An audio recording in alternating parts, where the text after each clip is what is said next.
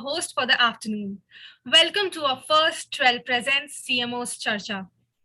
The Chief Marketing Officer of a company plays a critical role in creating and managing strategy to achieve sustainable and profitable growth year after year. Post the pandemic, things have transformed, especially on the digital front. And CMOs have to wear multiple hats to pilot and navigate the various challenges in front of them as the pandemic disrupted many industries. To get better perspective on how brands are planning to reboot and grow year after year after disrupted 2020, AdGully has brought together some of the best minds from the industry to share their insights on CMOs Charcha. The overarching theme for the event is taking forward the growth momentum. Before we move forward, can we have the sponsor AV, please?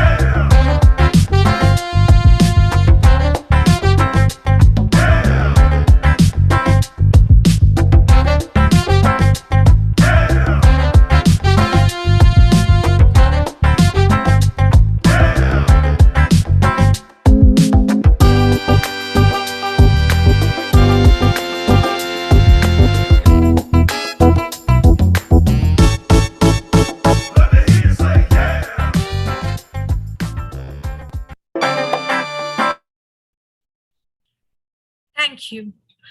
As we start the summit, I would like to call upon Bijoya Ghosh, founder and CEO at Gully, to address and welcome our guest speakers as well as the audience. Over to you, ma'am. Thank you, Nehal. Thank you. It's good to see so many people today afternoon. A very warm welcome to our first edition of CMOs Charcha.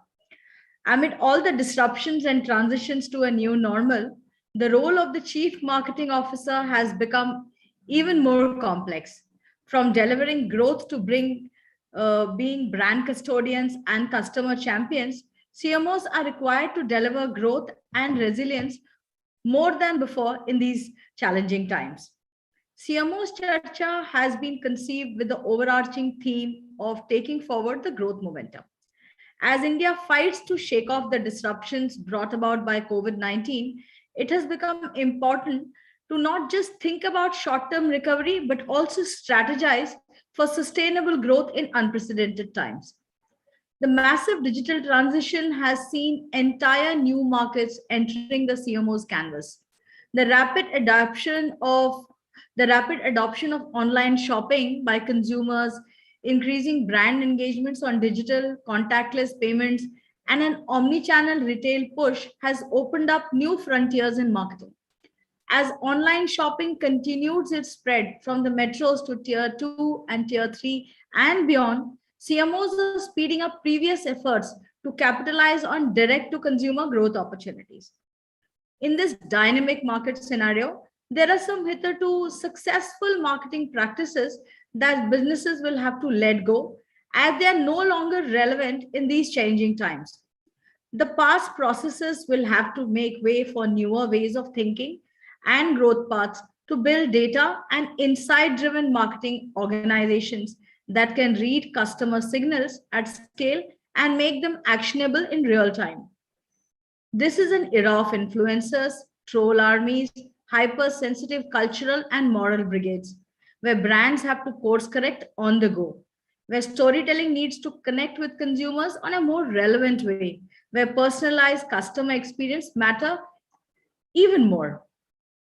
There is so much to explore in today's CMOs Charcha. And given the fact that the environment has become so dynamic, so CMOs Charcha assumes a greater significance in opening up conversations for a more sustainable long-term growth story for brands and businesses, giving us some insights into the evolving role of CMOs and marketing in this dynamic world are an impressive lineup of industry stalwarts and marketing honkos who are paving the way for the future. I welcome you all once again to join us in this exciting journey. Before I leave the virtual stage, I would like to invite our first keynote speaker of the day, Mr. Ravi Santhanam, who will be speaking on a topic that's close to his heart, revenue marketing. Over to you, Mr. Santhanam. Thank you, Vijaya. I hope I'm audible. Yes. Good afternoon, everybody. And thanks for the opportunity to share my thoughts on what is it that we see in the market today at HDFC Bank as an institution and me as a professional working in this place. The topic I thought I will share my learnings on is revenue marketing. And in simpler English, I call it marketing is the new sales. And why do we say that marketing is the new sales? And what has been the traditional marketeer's role? Vijay was talking about brand custodian as one of the roles. Being resilient in terms of building brands is one of the roles that we were all used to do. And one of the most important roles that we were all expected to do and we are continuing to do is how to be the voice of the customer in the organization. And depending on which organization you work for, this voice of the customer becomes extremely centric to make sure that we as marketeers bring an unbridled version of the truth from the consumer side and put it on the table for us to all make a correct decision in favor of the customer. We're also supposed to do a lot of work to create awareness and consideration, create a pull for the product. And this is what our traditional marketeers' role was. And how did this role got measured? Most of the people had some brand metrics to start with. Some people measured share of voice, share of expenditure in terms of their spend. Some people started looking at top box consideration, what is the awareness for the brand. And all these things people measured. And most of the organizational colleagues know what we did. But very few people exactly knew how we influenced the final business outcome. And it's a cliched saying that we are all aware of. It is 50% effective, marketing and an ad spend is, but which 50% is what we don't know. So this always have left a question mark in terms of the contribution from the marketing professionals as well as the CMOs. And a lot of things have changed. As Vijay said, pandemic has taught us something new, and digital is not something which happened in the pandemic period. It happened multiple years before the pandemic period. And change has been a constant in a marketeer's life. Even if you go back 100 years to start tracing it to now, you had starting with print, then it moved to radio, then it moved to TV, then digital came along. And within the digital ecosystem, we have platform specialists, you have social media, you have multiple other things. And we as marketers have learned how to navigate all these changes. And we have actually successfully made sure that the customer voice is understood across all of these platforms and also used all these platforms to push what we were supposed to push earlier. But with the advent of digital, one thing which actually really increased is what I call as measurability of the impact that we deliver. This digital medium created a lot of transparency that people came to know what is exactly that we delivered. And for people like us, we actually clearly started looking at what is the segmentation that we can do. Can I reach these customers in a better manner? How did the reach increase over a period of time? Knowing fully well the consumer context, have I increased my relevance in this communication? And all these things started becoming more and more visible, and our work started to getting much more recognized in terms of what we did. But this is also an input, and this is not the outcome that people were desiring. The outcome that people were desiring is, are you influencing revenues? And this is what, in my view, in many industries, there are some industries still, I would say that it is still not there. But for any service industry like a banking, for example, or if you work on any of the new age industries that are tech enabled, we not only have the ability today to segment and also go ahead and reach them with the right communication, you can actually complete the sale digitally. And now that you can complete the sale digitally, the new animal is born, that are you ready to make sure that you are going to focus on the revenue generations for the organizations? So the new ask, in my view, is, are you reaching the customer in a relevant manner? Are you helping them, in the case of HDFC Bank, for example, making the right financial decisions? And if you do both these two well, what is the resultant revenue that can be directly attributable to what we have done? And that is where it has become that marketing is the new revenue sales, and it becomes extremely measurable. And we at HDFC Bank, for example, we started off with a three-pronged approach. And the first approach we said is, first, bring the traffic to your properties. What is it that you have as your property on which you want to bring the traffic onto? And when you have to bring consumers into this kind of a setup, we need to understand that this is our customers, how to segment them, and all the traditional marketing work that we do, and make sure that we engage with them, we excite them so that they come onto our platform. Today, we have a website which has got more than 80 million visits a month that we have created. And that's a phenomenal amount of traffic for a bank's website, where people are coming and checking out what is it in it for them. Once people come in, the next step that we talk about is, how do we engage in that property with the customer? So we call it as personalization. People have multiple ways of doing it. We have invested heavily in data and analytics. And for example, I keep telling this as a joke, maybe it's now an old joke. The only person who understood data and other things during maybe in the early 2000s, we used to call him a power MIS user. Today, I have platform specialists working with me. I have data science specialists working with me. And that is how the things have changed. So you need to have a phenomenal amount of ability to crunch what data that you already have about the customers. What is the digital footprint that the customers are leaving behind in your properties?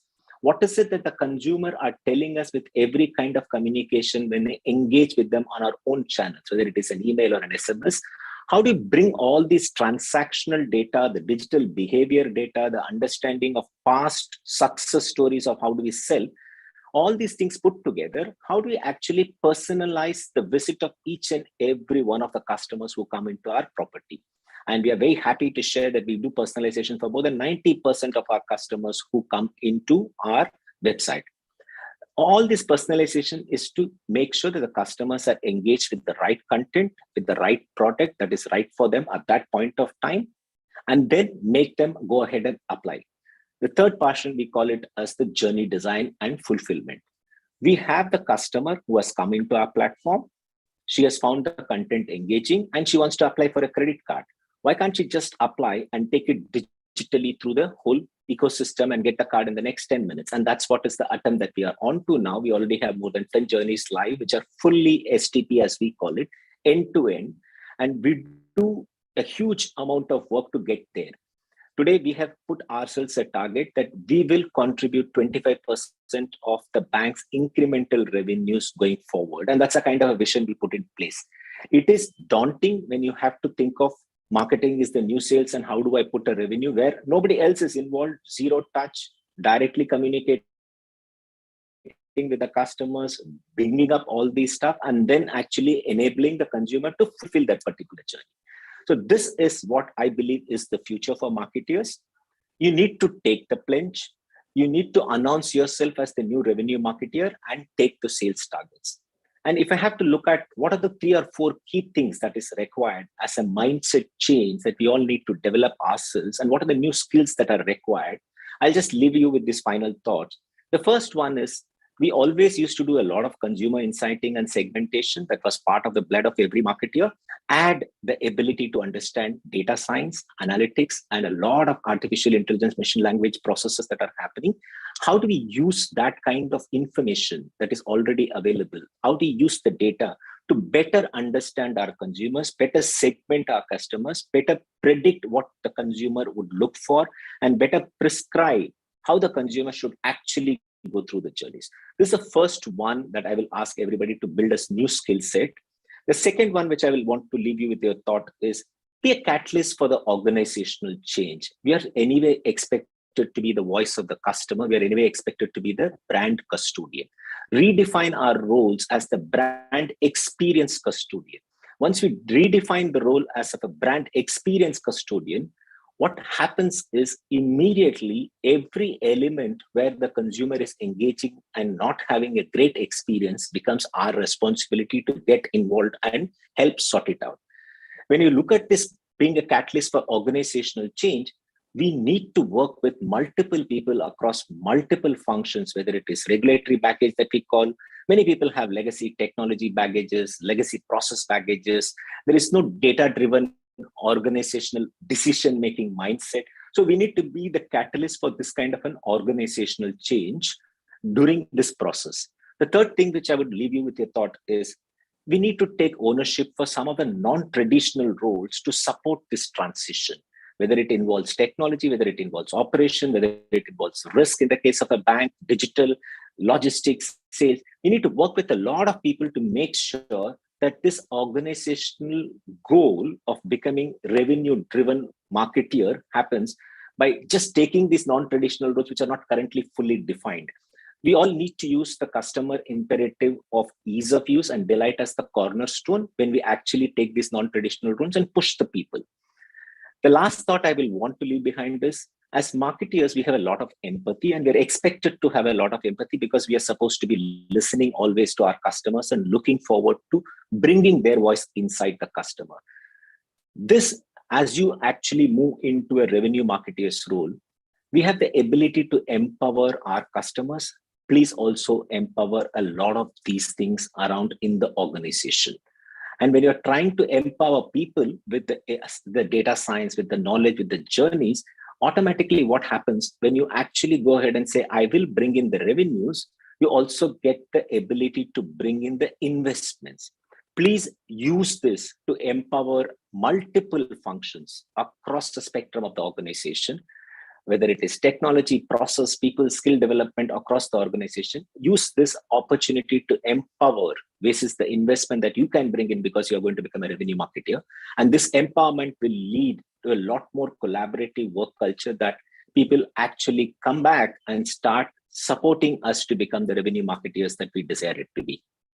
With this, I'll end here today. Thanks for the opportunity to add Dalia and Vijay to you.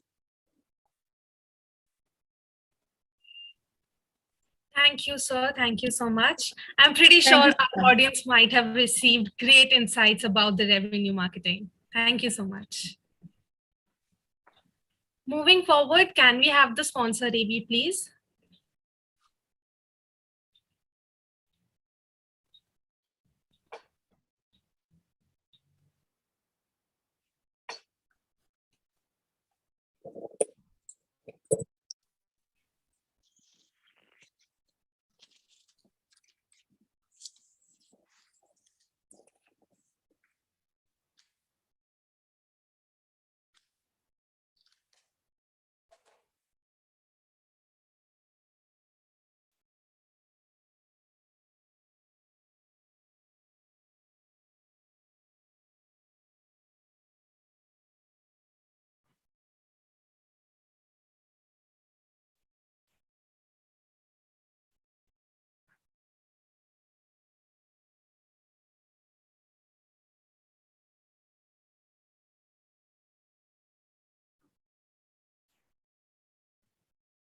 I guess this is the challenge when we do virtual.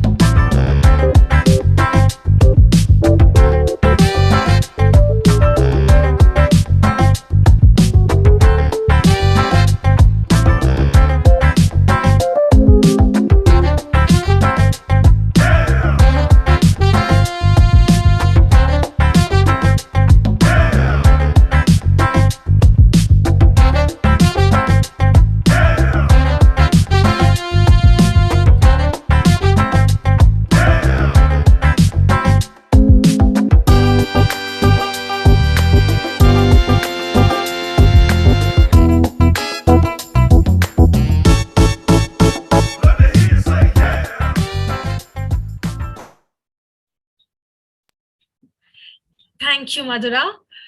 Before we move forward, I would like to show what are the sessions that we will be having now on. Can I have that AV, please?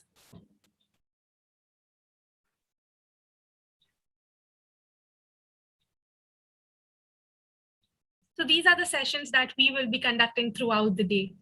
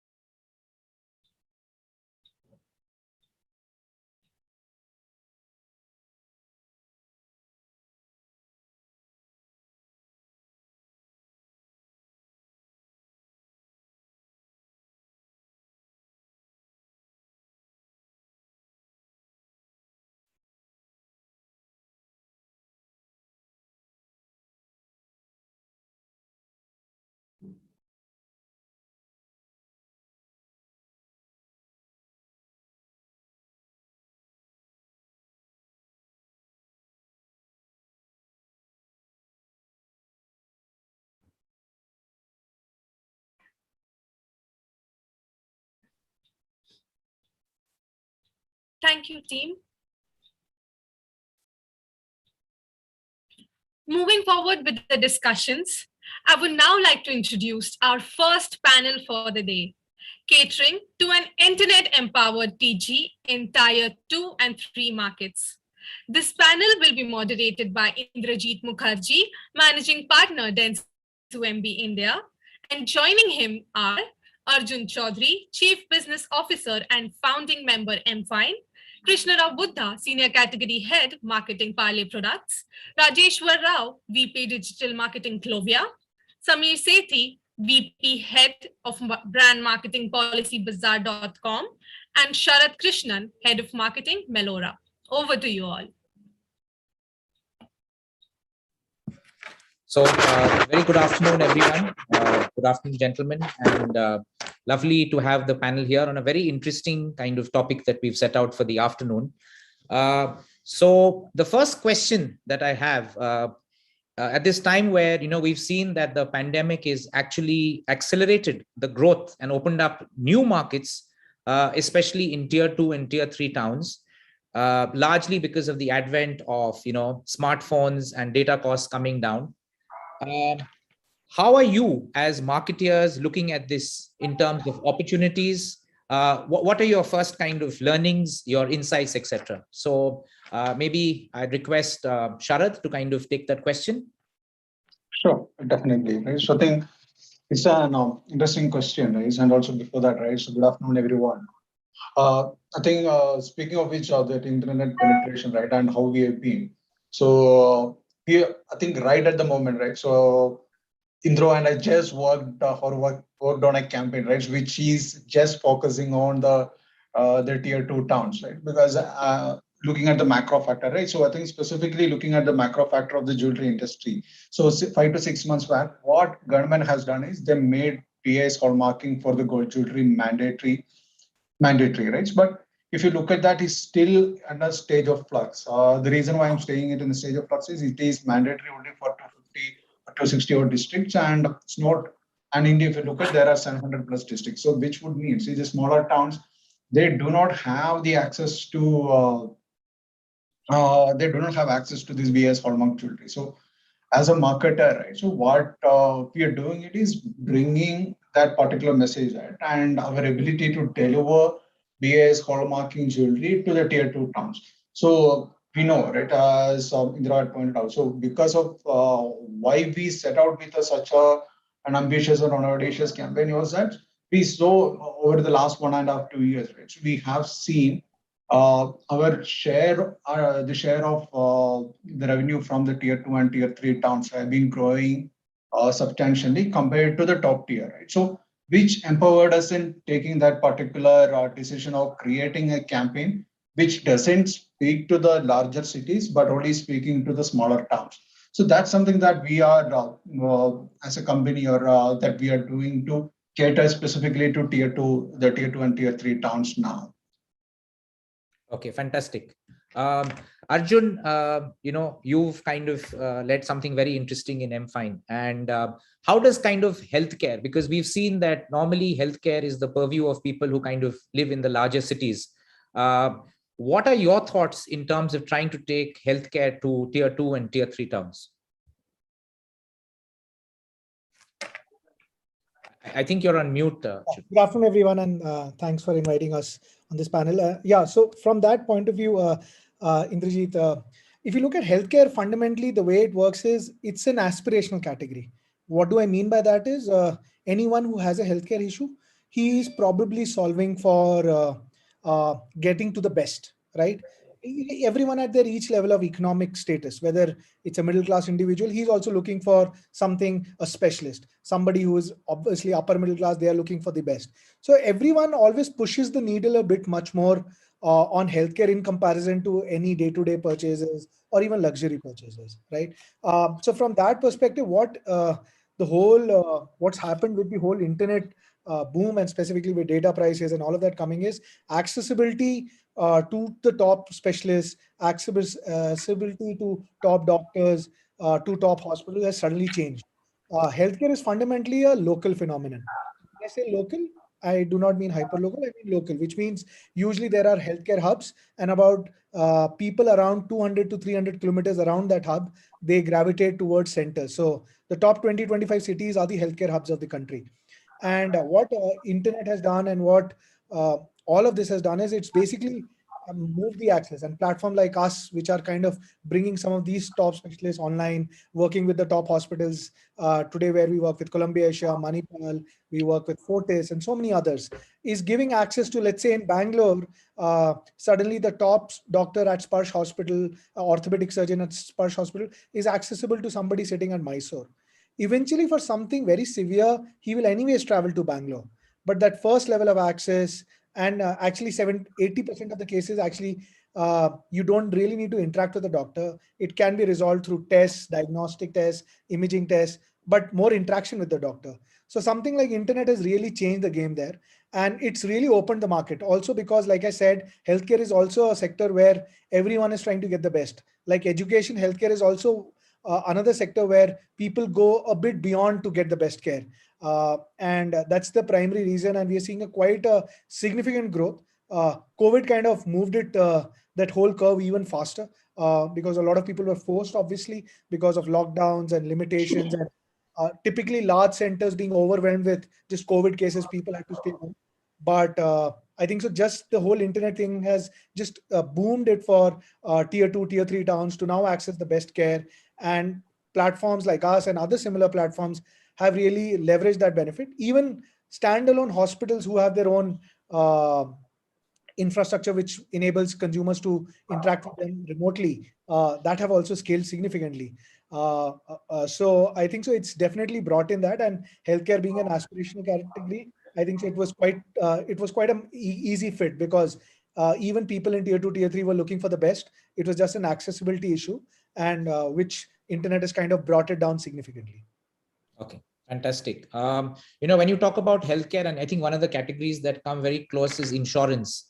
And my next question would come for Mr. Samir. So how do you kind of see the spur of insurance, especially during the pandemic? So what's your sense of how the industry has been kind of growing, where we've seen that the penetration of insurance products in India is not that significant? Like, what's the change been, and especially in tier 2 and tier 3 cities?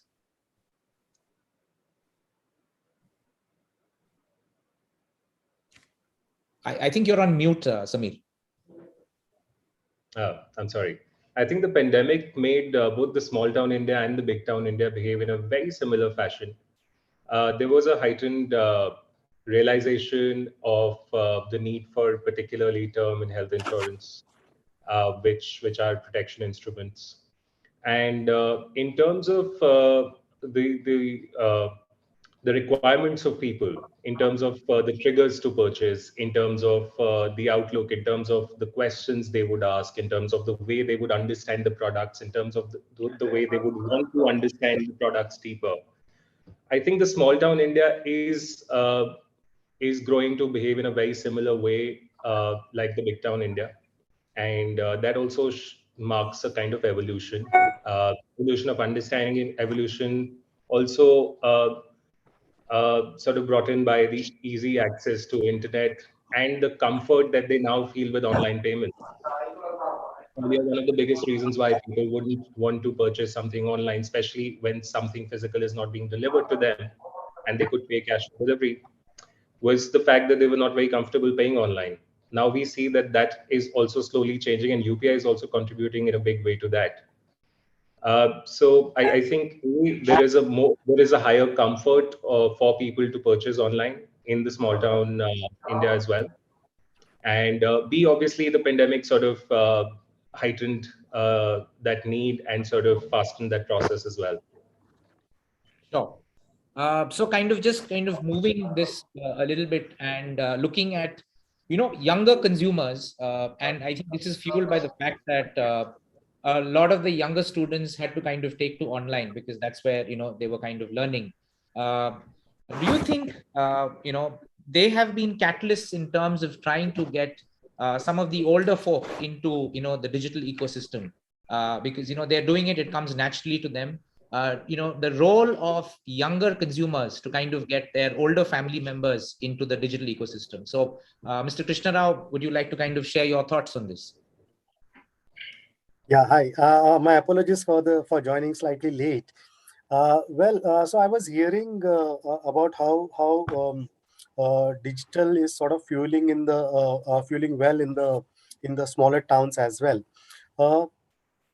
Definitely, the pandemic has definitely played a very crucial role in enabling far higher digital adoption amongst the younger audiences. So suddenly we've noticed that in the past 12-18 months, the need for devices per household has shot up disproportionately.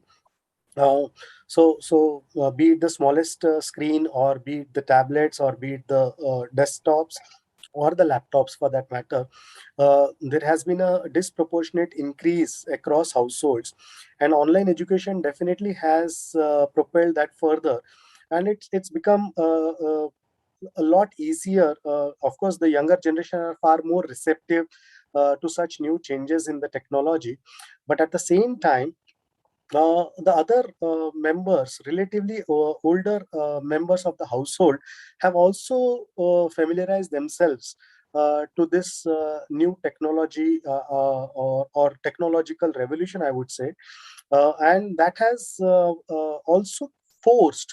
So, on from the consumption perspective, it has removed the barriers to easily adopt digital, and they have become far more receptive to ordering, say for example, or consuming digital. While the lockdown was there, so they were forced to order groceries online. So that clearly as an indication of early digital adoption, and it is further propelling into the smaller towns as well. So as that happens, I think we can, as a marketer, we see that is a greater opportunity. So we saw that with the advent of introduction of, say, 4G, things significantly improved pre-pandemic between 2016 and 2020. But between 2020 and 2021, we have seen the pandemic actually propelling now data and speed is not really as big a concern, as much as having a smart device and understanding and ability to use the device. And as a result of which, as a marketer, I'm seeing a huge potential, growth potential in these cities. Fantastic. Moving on to Mr. Rajeshwar Rao, you come from a very different space, which is the lifestyle space. What is your sense been in terms of younger consumers playing the role of influencers or catalysts to, some of, the older folk?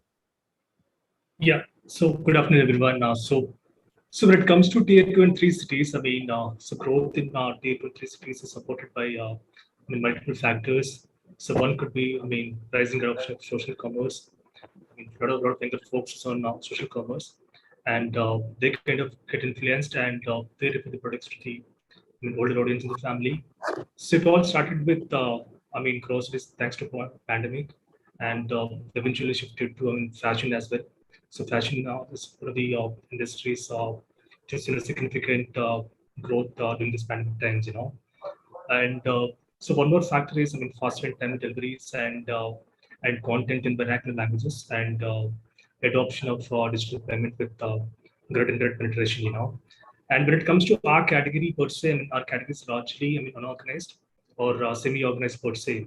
So Clovia brings away, far superior brand experience at a premium, to this regional brand shopping customers, And 70% of our new customers are driven from this unorganized sector at the back of superior brand and product experience. And like I said, the pandemic disruption was accelerated as people become, more quality conscious, as well as the mass adoption of internet shopping, starting from groceries, like I said, which percolated down to essentials and fashion, Yeah. Okay. Fantastic. So, question to Mr. Krishna Rao. Have you, as a client, have you kind of devised specific strategies or campaigns that specifically target tier 2 and tier 3 audiences? Have you kind of thought about that? Yeah, absolutely. See, traditionally or conventionally, if you look at Parle has been skewed a lot more towards the rural markets. Okay, for decades together, by virtue of us being a value player. So most of our biscuits or products are available at a price point of around 5 and 10 rupees. As a result of which, a large focus for Parle has always been the rural markets. But as this change occurred, so we've significantly increased our focus on the tier 2 and tier 3 towns as well. And as far as say looking at devising custom strategies, what has happened is we have seen a more than 3x kind of a growth, especially when we look at consumption markets of tier 2 and tier 3 towns, particularly fueled by e-commerce. So our e-commerce play till as early as say Jan 2020. So suppose if I were to share the construct of Parle's contribution from different channels, almost about 7 to 8% contribution comes from modern trade, and about 2% comes from used to come from e-commerce, and the rest 90% from the general trade. This was the scenario in Jan 2020. Now, as we speak, so e-commerce has gone up to almost about 6%, 5.5%, 6% contribution. Modern trade has remained somewhere in the range of about 7 to 8%. And we have seen that general trade has definitely gone down to the levels of about 85, 86%. So what has happened is this growth has come disproportionately from tier 2 and tier 3 towns, though I am not denying that we did manage to get some growth from the urban markets as well. But we are seeing that there is a higher propensity for consumers to spend and splurge from the tier 2, tier 3 towns. Now, there is yet another example. What has happened also is during the reverse migration, it is not just reverse migration. When we talk about reverse migration, we just talk about, we think about workers, the blue collar, but it's not necessarily only that. So it's like people like us who actually wanted to go back to the parents, to the smaller tier 2, tier 3 towns, because there was no point if someone was paying rent or whatever. So people thought, now if it is going to be work from home, might as well actually go to my family, spend some quality time, and also it will be much safer, because urban was definitely a cause of concern. So which means the digital adoption is that much easier. People who are exposed to metros, and if they have gone to smaller towns and cities, so they are definitely going to consume a lot more because they're habituated the way an urban consumer is. So those to my mind are the points where we really found a great acceptance and a terrific growth coming in from this tier 2, tier 3 towns. Sure. I'd like to address the next question to Samir. Samir, what are your learnings? Have you kind of had to develop or devise special strategies or campaigns that specifically target tier 2, tier 3, or it's just a campaign that you would develop and run it pan India?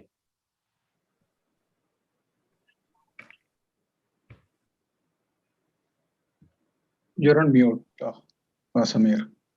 Yeah, I'm sorry about that. So fundamentally, the message that we bring out for consumers is fairly universal in nature. We don't tweak that particularly for the smaller cities, for tier 2 and tier 3 cities. But in terms of the media mix, we're very particular to ensure that the reach is not just coming from fairly large cities and metros. The reach is also coming from smaller cities across different geographies. Okay, great. Next up, I'd like to ask, all of you, I mean, at the end of, developing a great campaign and looking at data is actually delivering to the consumer, where service becomes, really important. So you need to have a very strong customer support team. And I'd like to kind of take this question to Sharath.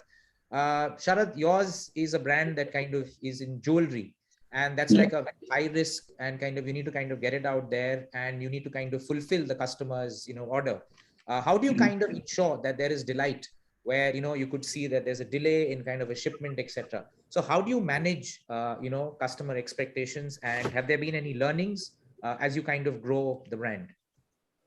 Yeah, so there are multiple checkpoints for us, right? So right from the placement of the order, right? So there is the manufacturing, then the shipment, then the delivery, right? So and then the delay of opening the box, right? So which is something that irrespective of the city or the location the consumer is coming from, that unboxing delight is something that everybody is looking for that, right? So over the last 1.5 to 2 years, right? So we redid the entire packaging, right? So make it much more resonating with the brand and also much more delightful, right? When it comes to the opening, right? So once you open the package and then the box, right? So how do we do that for every single consumer, right? So irrespective of that's something that we did, and specifically from the smaller towns. See, I think the issue that people would primarily face is from a delivery perspective, right? So the ability to deliver faster on a larger town is significantly better than what we can do for smaller town. So what we have is we have strong SLA with our delivery partners, right? So for each of these main codes, like this is a particular tag, and we do make the customer sensitize about hey the timelines. Okay, this is how it would be, and we keep the customer informed at the each passing stage, right? So moment the product passes through the checkpoint, we keep them informed, right? So and apart from that, right? So the trust markers that we have in terms of the exchange policy, the return policy, right? So and what we do, right? So the kind of BIS hallmark, all those things will add up to the delight that what we talked about. Sure.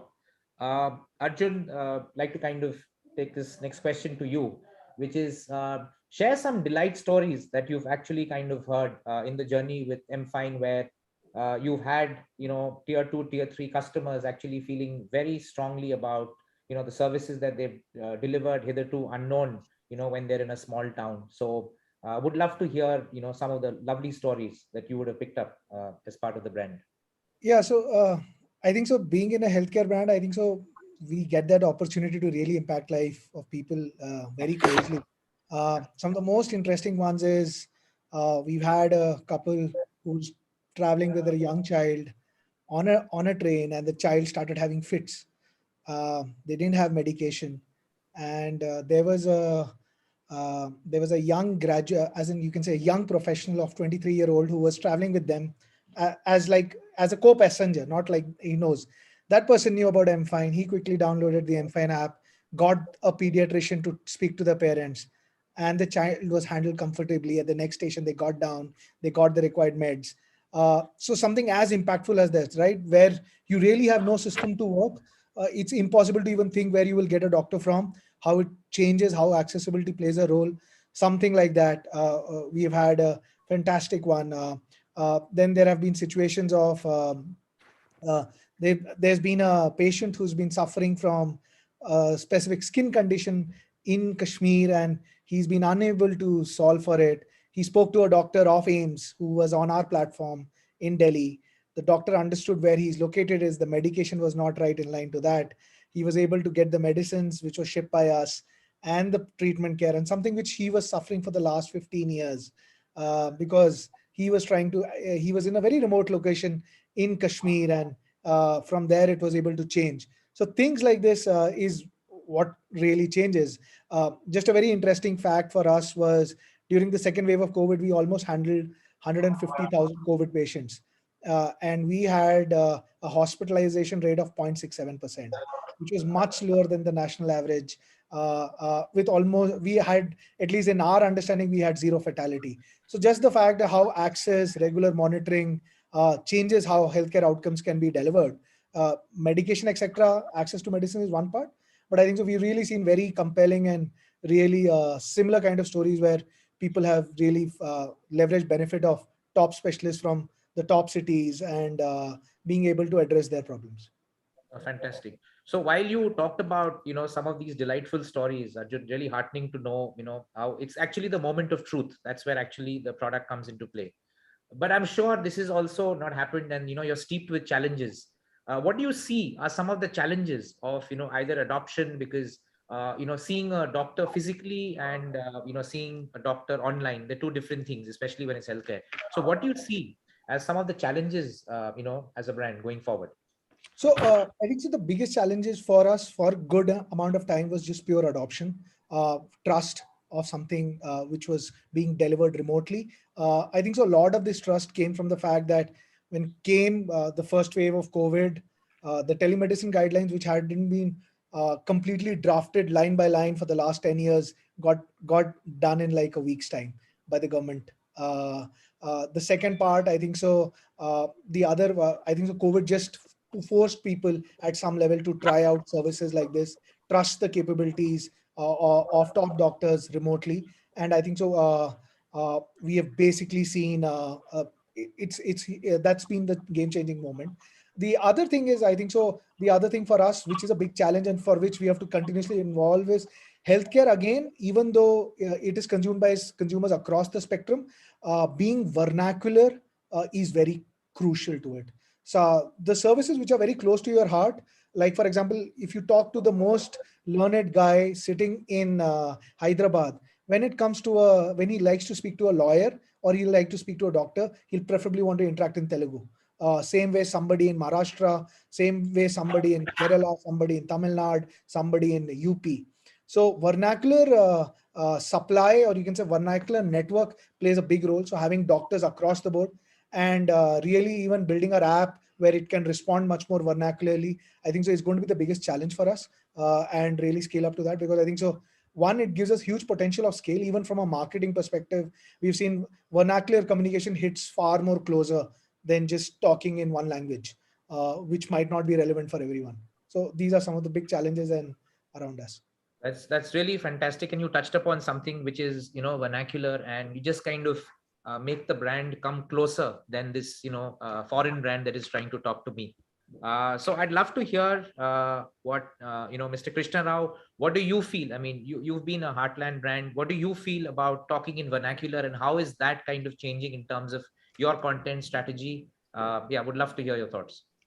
Absolutely. So if you just go back a few decades back, typically if you notice, all test marketing used to be conducted down south, and the primary reason was that market was media isolated, so and very well advanced in terms of media. So they had their own channels, like markets like Tamil Nadu, Karnataka, Kerala, Andhra. So they had their own channels, so it was much easier. One could actually have a controlled measurement as to what's happening to the launch. But now no more, frankly, things have really changed. So it is just beyond those 4 or 5 south markets. Now if you want to do a test marketing in Bengal, why not? If you want to do it in Punjab, why not? Maharashtra, why not? So every market has proliferated and fragmented. And actually, we all know that India is several countries, actually in one country. And every few kilometers, there is a change in dialect, there is a change in the language. And that is where, as a marketer, it becomes extremely challenging. But at the same time, what we've noticed is whenever we have done a custom communication, it has actually, it has really touched the chords with the audiences very well. So whenever we have done customized communication for a particular market, we have done communication exclusively in Bhojpuri language. And now with digital, so typically one would talk about the social media. So typically everything is in English or max Hindi.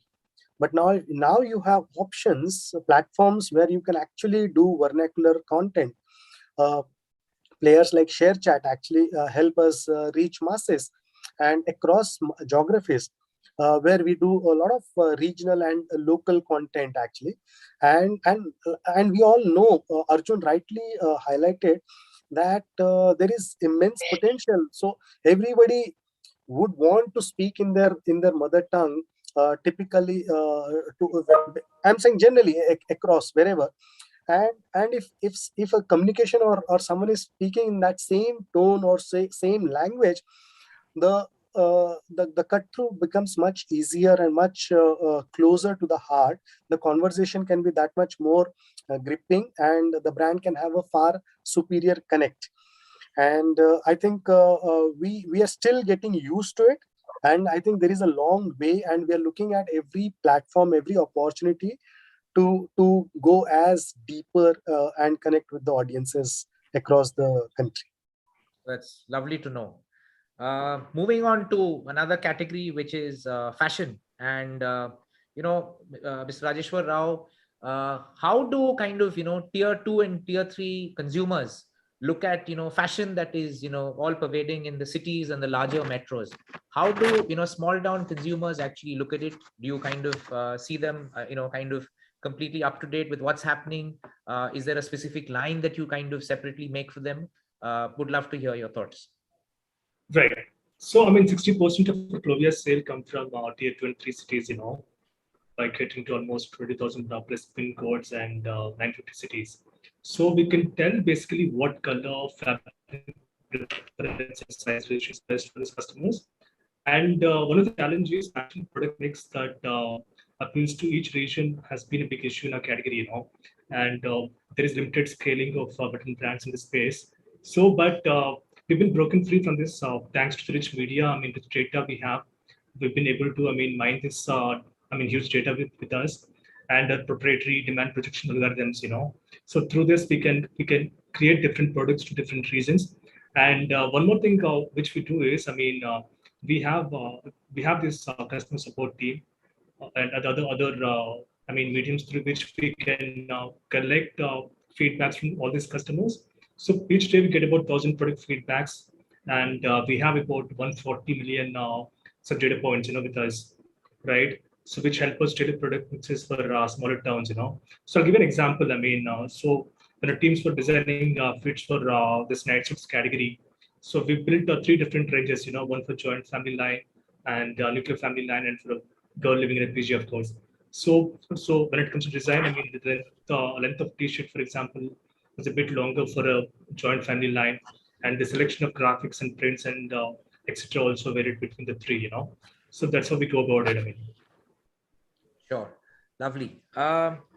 Coming to something which is very interesting with, so much happening in tier 2 and tier 3, and maybe Mr. Rajesh, you can take the question, which is, yeah, do you feel that, the next big inspiration or the next big invention will kind of come from tier 2 and tier 3, markets, which is there's so much action over there. You think the next great idea is going to come from there, and what's your sense on that? Of course. Like I said, we've seen now very good traction from tier 2 and 3 cities. And post pandemic, like I said, we've seen a sharp shift towards tier 2 and tier 3 now. And what we're doing to, encash this kind of opportunity is, we kind of promote cash-free transactions, and we also incentivize customers with a discount on digital payments and all. And so to be ready, we aggressively integrate as many digital payment options as possible. Right from UPIs, wallets to so many PG payment gateways. To ensure accessibility to all of our customers, and to build that credibility and trust factor, we have very friendly written policy, and a very well managed post-purchase service. Which also kind of comforts the customers into, paying upfront, So the potential is huge, and we are well prepared for it. And we've been seeing the results also, in the direction. Sure. Samir, what's your sense? Do you kind of see, some great innovation coming in, and, products that you have to specifically develop to kind of address these markets? I think even at the moment, there is a lot of innovation that's happening. It's just that it is yet to reach maybe the scale where it catches the national attention. But I believe with the digital revolution sort of making it a leveling playing ground for everyone, I don't think it's very far away that we see something really big coming out of these smaller towns. Okay. Just kind of interesting to ask you that, do you still see consumers from tier 2, tier 3 towns slightly not so receptive to kind of get themselves a life insurance policy? Do you think that it's important, or has the importance gone up, especially with the pandemic? What's your sense? So Indrajit, I don't think it is a small cities versus big cities comparison so much in terms of the incidence rates, in terms of the percentage of people realizing the need for insurance. I think that is pretty much similar to both the smaller and the bigger towns. The only difference is that now with digital platforms being available, and a lot of information about these products being readily available on their devices, the reception has increased, if at all. Has been a change, and this is happening at a much higher speed in the smaller towns as it is happening in the bigger towns, because the bigger towns has always had this physical infrastructure of distribution of people around them who've been sources of information about these products for them. But now the smaller towns as well have a lot of these informations very handy on their palms. Okay, great. Sharad, like to kind of, probe you on the fact that you're dealing with something which is as precious as gold. And often that comes with a lot of, skepticism to say, is it, proper BIS hallmark gold that I'm buying?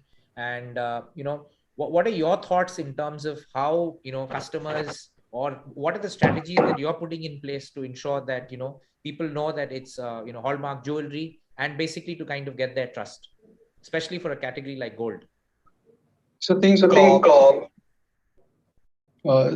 we're trying over there is, I think, building the brand, right? So building the brand with the strong trust, strong trust behind it, right? So any campaign that we do, so certain things that we ensure is we keep on repeatedly saying, right? So keep on saying in all the communication about BA's hallmark gold, right? So that's one of the biggest questions that people would ask. So even the calls that we are getting to our support team, right? So even the customers asking even in the stores in the larger towns, right? So people are asking, is it BA's hallmark gold? So reinforcing that particular fact in all the communication that we do, right? So whether it's the larger national campaign or the print campaign or in the social media, keep on reinforcing that in the frequent interval. That's one thing that we do. And apart from that, like, because it's a quite a precious category, and what are the policies that we have, right? So in terms of exchange, right? So we offer a lifetime exchange policy, right? So that people can buy it without any having any hazard in their mind. So which would ensure, hey, if I want to return it and exchange it for another piece, I can go to Melora at any given point in time, right? So, and even return. So just like any of these lifestyle e-commerce companies, right? So what we are trying to do is return, so that even if you buy and it doesn't fit, you can return it. So these are the three large pillars in terms of the trust markers that we have, which we keep on reinforcing in all the campaigns. Okay. Would you like to share some like stories like we had, Arjun sharing some stories in terms of, customer delight, where you probably managed to deliver at the remotest corner of India, and any such stories that you'd like to share with the panel? Yeah, I think this happened with a couple of I think with the family, right? So what happened was that a couple of daughters ordering for their mother, right? On the Mother's Day. That's something that is coming. I think that's coming the top of the mind, right? So what happened was that the kids along with their father, right? So they made a for their mother's birthday. So they took certain money from their fathers, right? To sing is buying jewelry, and they weren't clear. So I think even father expected they would go to the local jeweler, but they found the designs that local jeweler is something that she has already in in their wardrobe and in the locker, and that's not something that she keeps on wearing on a everyday basis, right? So what they because of these they were quite young adults, right? So they came to Meloro and bought it as a surprise, right? So though not as an impactful the delight as something that Arjun would have shared, right? So this is something that we from a brand perspective find really impactful, right? Because we could enable somebody in the smaller town to get something which is not readily available on their offline stores. Got it. Got it. So, question for all the panelists, and probably I'll start with Arjun again. So, Arjun, do you feel that with this entire empowerment that we are kind of helping consumers in smaller towns, how do you think all these brands are going to play a role in kind of helping the overall market kind of grow, and and kind of help India grow? So, love to hear all your thoughts. So, probably start with Arjun. Would love to hear your thoughts. I think so. The first 7, 8 years, or you can even say the first decade of the whole internet and internet commerce, I will say, which pretty much started 2009. I think so. That was based on the top 7, 8 cities in the country. The first 40 million, 20 million, first 20 to 40 million users.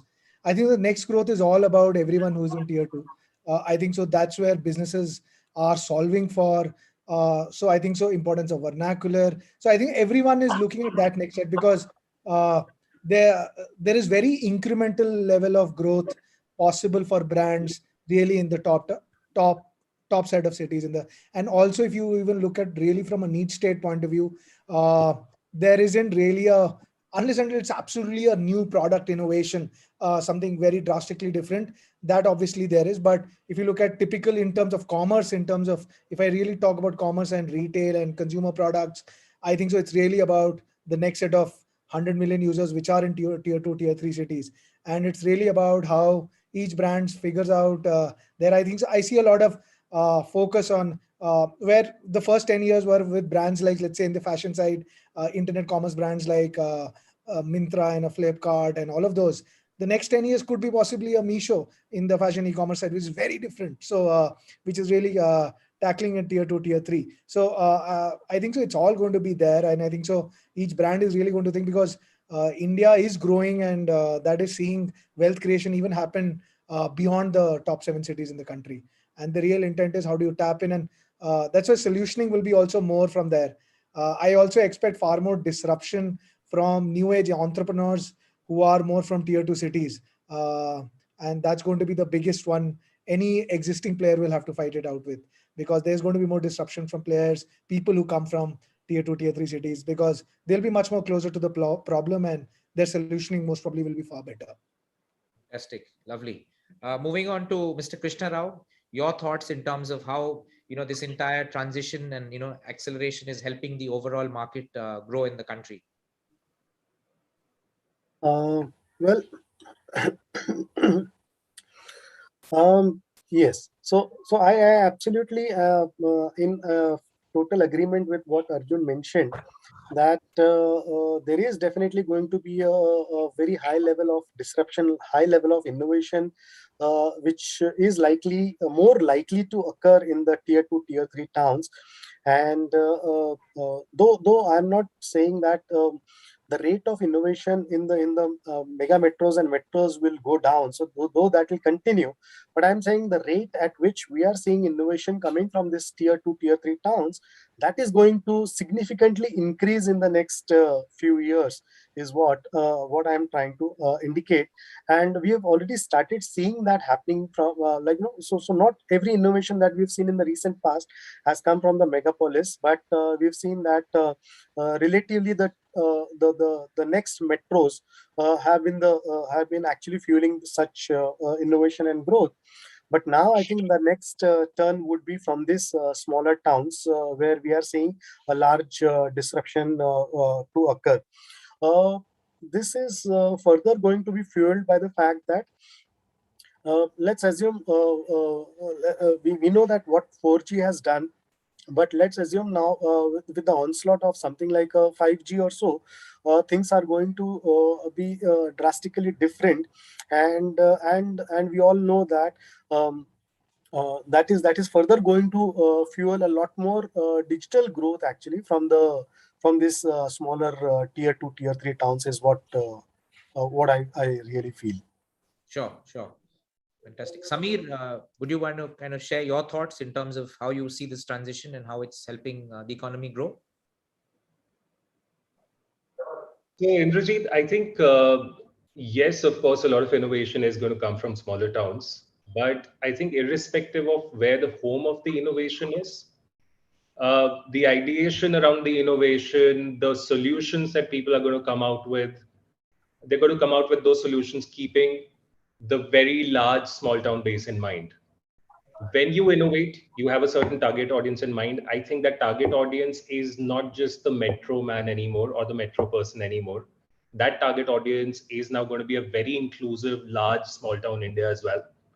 And I think that also works both ways, because we have seen the small town India also being very receptive to a lot of new innovation. They've adopted it very well, which is why it sort of triggers more innovation. It is very cyclical in that nature. And I think that's going to continue to happen, irrespective of what the home of the innovation is, whether it's the metros or the smaller towns. Sure. Mr. Rajeshwar Rao, would you like to share your thoughts in terms of how you're seeing it kind of? Yeah. So with the surging smartphone numbers in tier 2, tier 3 cities, so next big market is of course that, so we have to have different communication or product strategy pertaining to tier 2 and 3 cities. So starting from the network content, so content from like ads to blogs to videos, and regional influencer marketing is another big thing, which is rising exponentially. Post pandemic. So can curate a lot of original content, and we can curate the wider audience which is appealing in nature, So that is one thing, and apart from that, we'll have to innovate a product range also as per the needs of tier 2 and 3 cities. Like I said, by collecting upfront feedback from the existing customer base, So that's the way of what I think. Sure. Sharad, your thoughts in terms of how you see this fueling the overall market scenario in India? So I think on the retail part, right? So I think retail part is the first one that usually is getting disrupted, right? So, and to an extent, like the advent of Meesho, the deal share, right? So they've been disrupting the retail side for the smaller towns. But see, then there are other categories like that M5 is doing, right? So and other ones. So I think though we are talking about all these Byju's white hat, so it's still at a very early stage in terms of still a larger top city phenomenon. So you see, but slowly all this education is also coming up, right? So education is another one, right? So because there are much more student population, all those things which are who are available in the tier 2, right? So that's one place that I believe strong innovation, right? So innovation in terms of not just accessible only to that maybe say the top income strata, but for the lower income strata as well. Okay, so creating certain products which would be accessible to everyone, right? So lower cost product, but at the same time profitable, right? So there are certain innovations that are happening in that direction as well. I see certain companies focusing not just on the people who are the highest spending power, but people who are on the lower spending power, right? So people who are having the the lower range smartphone, but still have that need for access to the best possible education or best possible healthcare, but at a lower cost. I think that's where an innovation like Misho or DealShare, right? So which is playing significantly on the pricing part, but without compromising on the profitability. That's where I believe, and other one, right?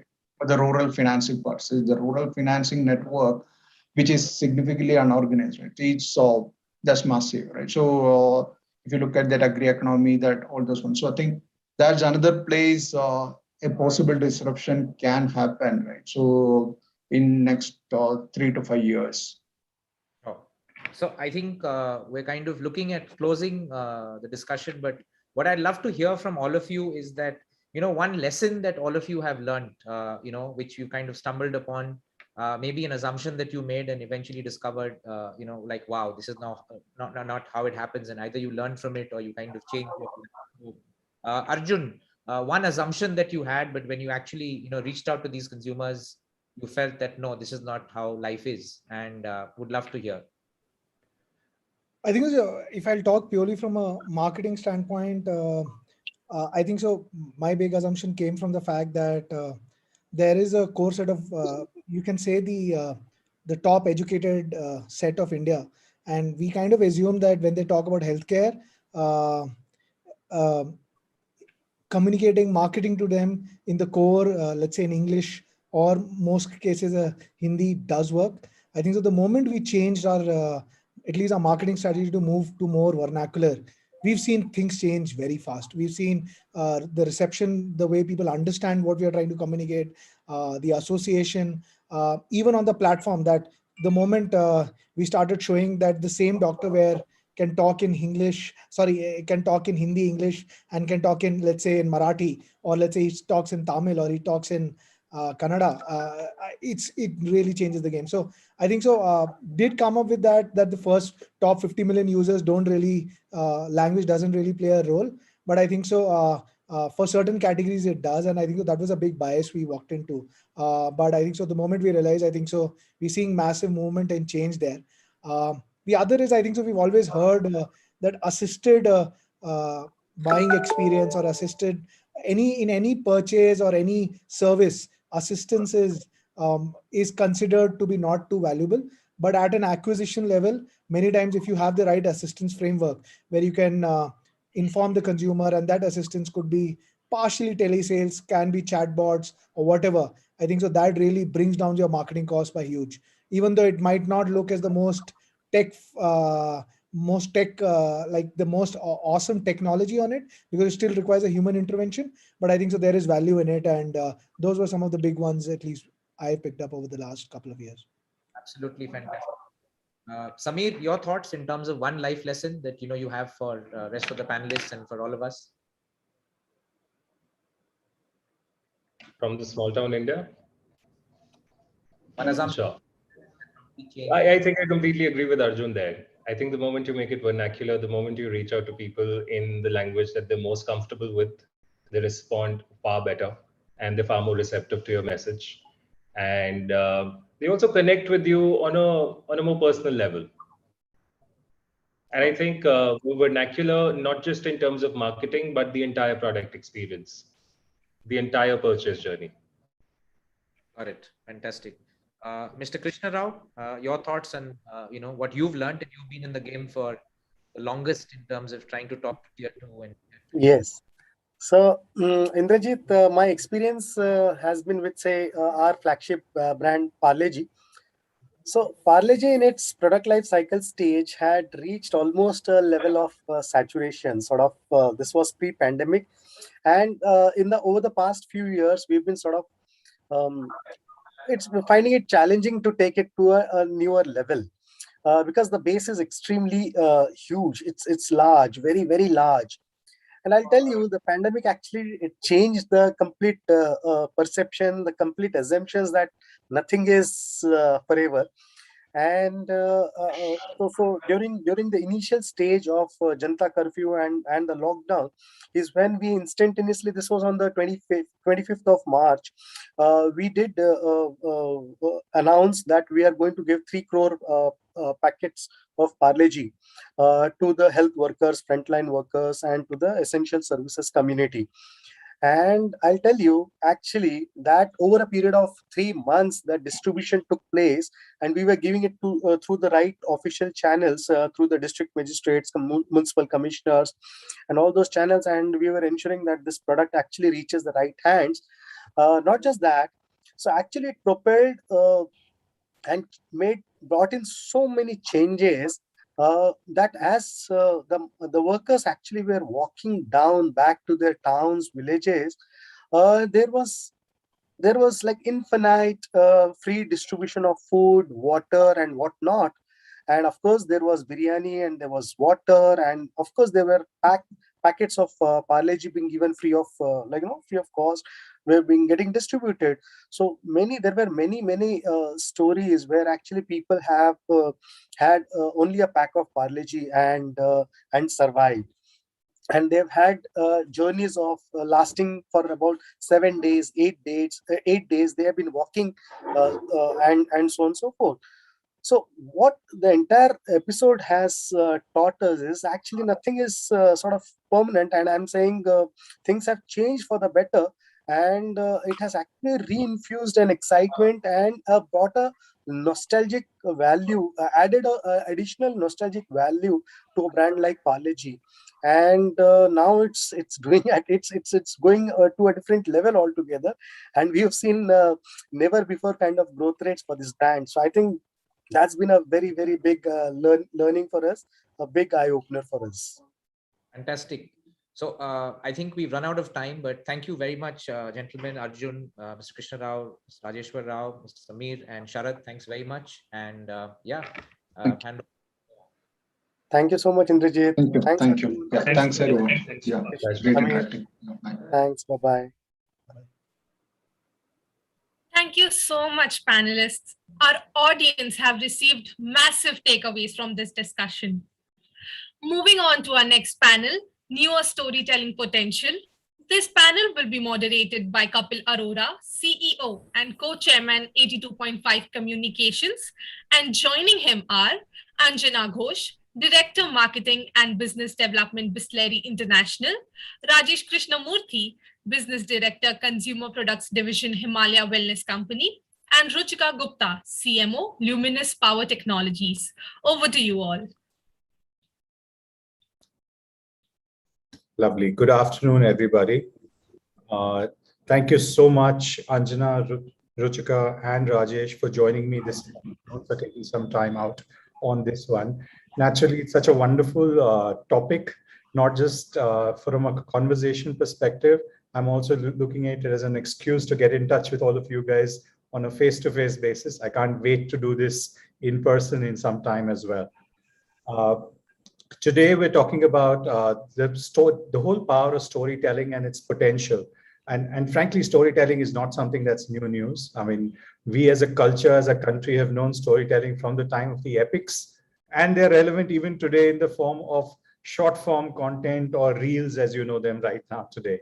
And I'm sure as seasoned marketers, each of you have had your own journeys with storytelling. So if you could just share, and starting in Anjana, if you could share what has been your learning in the world of storytelling along your career? I think, as we all know, that storytelling is an eminent part of communicating, strategies and product values to the consumer.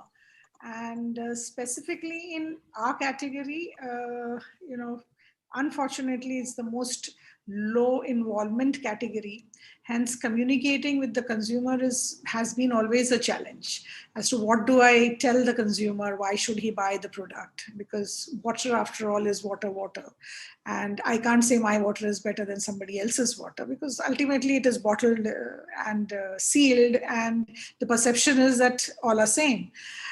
So that's been always a challenge. 15 years, more than 15 years that I have been with the brand, every campaign that we thought of, and we had to do something which is disruptive. And I don't think we have been as successful in the past as we have been in the current to just try to communicate the message in a different way. Because I think in the past we took the the conventional part of saying, okay, you must Bisleri 500 campaigns, etc., etc. But I think what we could do now with the Camel ad, that really shook, because that's the exact message that we wanted to give to the consumer. Because when you ask for Bisleri, it's the retailer who actually influences your decision and passes on something on which he gets more margin, and as a consumer you don't realize it. So I think these has been the nuances of our business, and of course, we have tried in all ways to, come and, tell the consumer as to what is the message that the brand wants to give. But yes, as I said, again, every campaign is challenge for us. Ki kya bole consumer se at the end, jo sune. And there is a reality to our business. As I said, there's a low involvement. Consumer really doesn't, it's impulse. So of course, somehow we have been successful all these years because we are the only brand who also advertise in this category.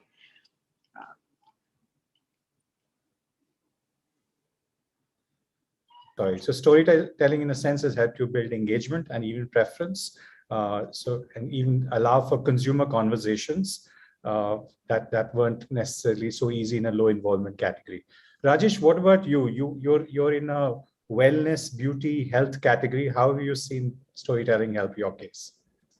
So Kapil, storytelling, I think in Indian context, has got a lot more relevance, as you rightly said, because now we are used to listening and hearing good stories.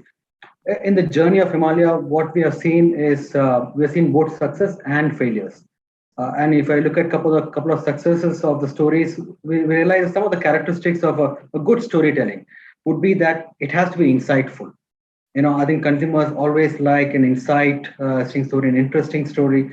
I think it has to also engage the audience. We have seen a neem face wash or any other commercial. It engages the audience over a period of time, and it has to be consistent. I think if you look at the Mahabharata, Ramayana, and all the stuff, it is a certain amount of consistency which is overall there, and that has to happen. And we have seen that going into the brand. And last but not the least, it has to evolve and evolve with the way the things are changing in the environment, evolve with the way the consumer trends are changing. I think in the current context, if you look at it in the last 5 years or 10 years, the market has changed so much that the need for the brand to be in touch with the surrounding environment has become very important. In the journey of building a brand story and being consistent, I think one should not lose the fast changing economic dynamic consumer trend which is happening. Otherwise, it becomes very irrelevant. I think some of the areas where we had failures in some of the brand journeys is areas where, if you look back, you would say that the story was not very strong, the insights were not very strong, and more importantly, I think it was not well funded. Some of the ideas were great, but were not well supported over a long period of time. We lost our patience. We didn't see success initially, and we said, let's drop the ball. So I think it's a mix of many things which really made a great story of our brand. Lovely. Consistency and patience are two words we don't listen to very often from marketers. Thank you for that. Ruchika, you work in the home category. Sorry, yes, Anjana, you were saying something. Because marketeers are also under a lot of pressure of delivering. So yes. I think that's where we all wish that things are consistently kept along with the brand so that the communication hits the consumer. That's absolutely all the marketeers' challenge is the same, that your ad has to deliver. Ruchika, what about delivery at your end in the home category, in lighting, in solar, in battery powers? What has been your experience? So Kapil, unfortunately or fortunately, let me first be, hand on heart, the role that advertising plays in our categories are also different, right? Between Anjana, Rajesh, and me itself, what is the role that category advertising is playing itself is different. So for us, the role that the advertising is playing is not necessarily in the awareness zone, because as a brand we're already pretty well known and everything, but it was always meant to provoke or give a little bit of a difference of information about what people already know about Luminous. So for example, when we made this whole Nazar Uthao campaign for fans, it was meant to come from a point to provoke people into sitting up and saying, oh, okay, Luminous is into fans also.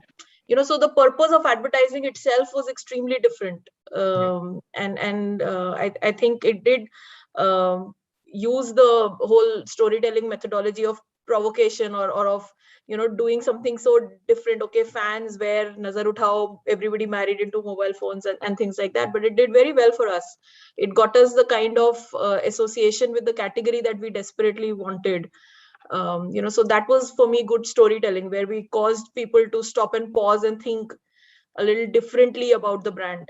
And that's what I believe we've been able to do, even with our solar advertising, for example, using Rajat Kapoor as a sun god talking to Sachin Tendulkar, who's like the cricket god, and the whole parallel being drawn between cricket and solar, and again that worked wonders, because it was very pithy, very to the point, and yet that whole debate on unless you make a 1 minuter you don't tell a story, that kind of got addressed very nicely. So that's fabulous. In fact, that brings me to a good segue, and I'm going to jump a few questions here and there.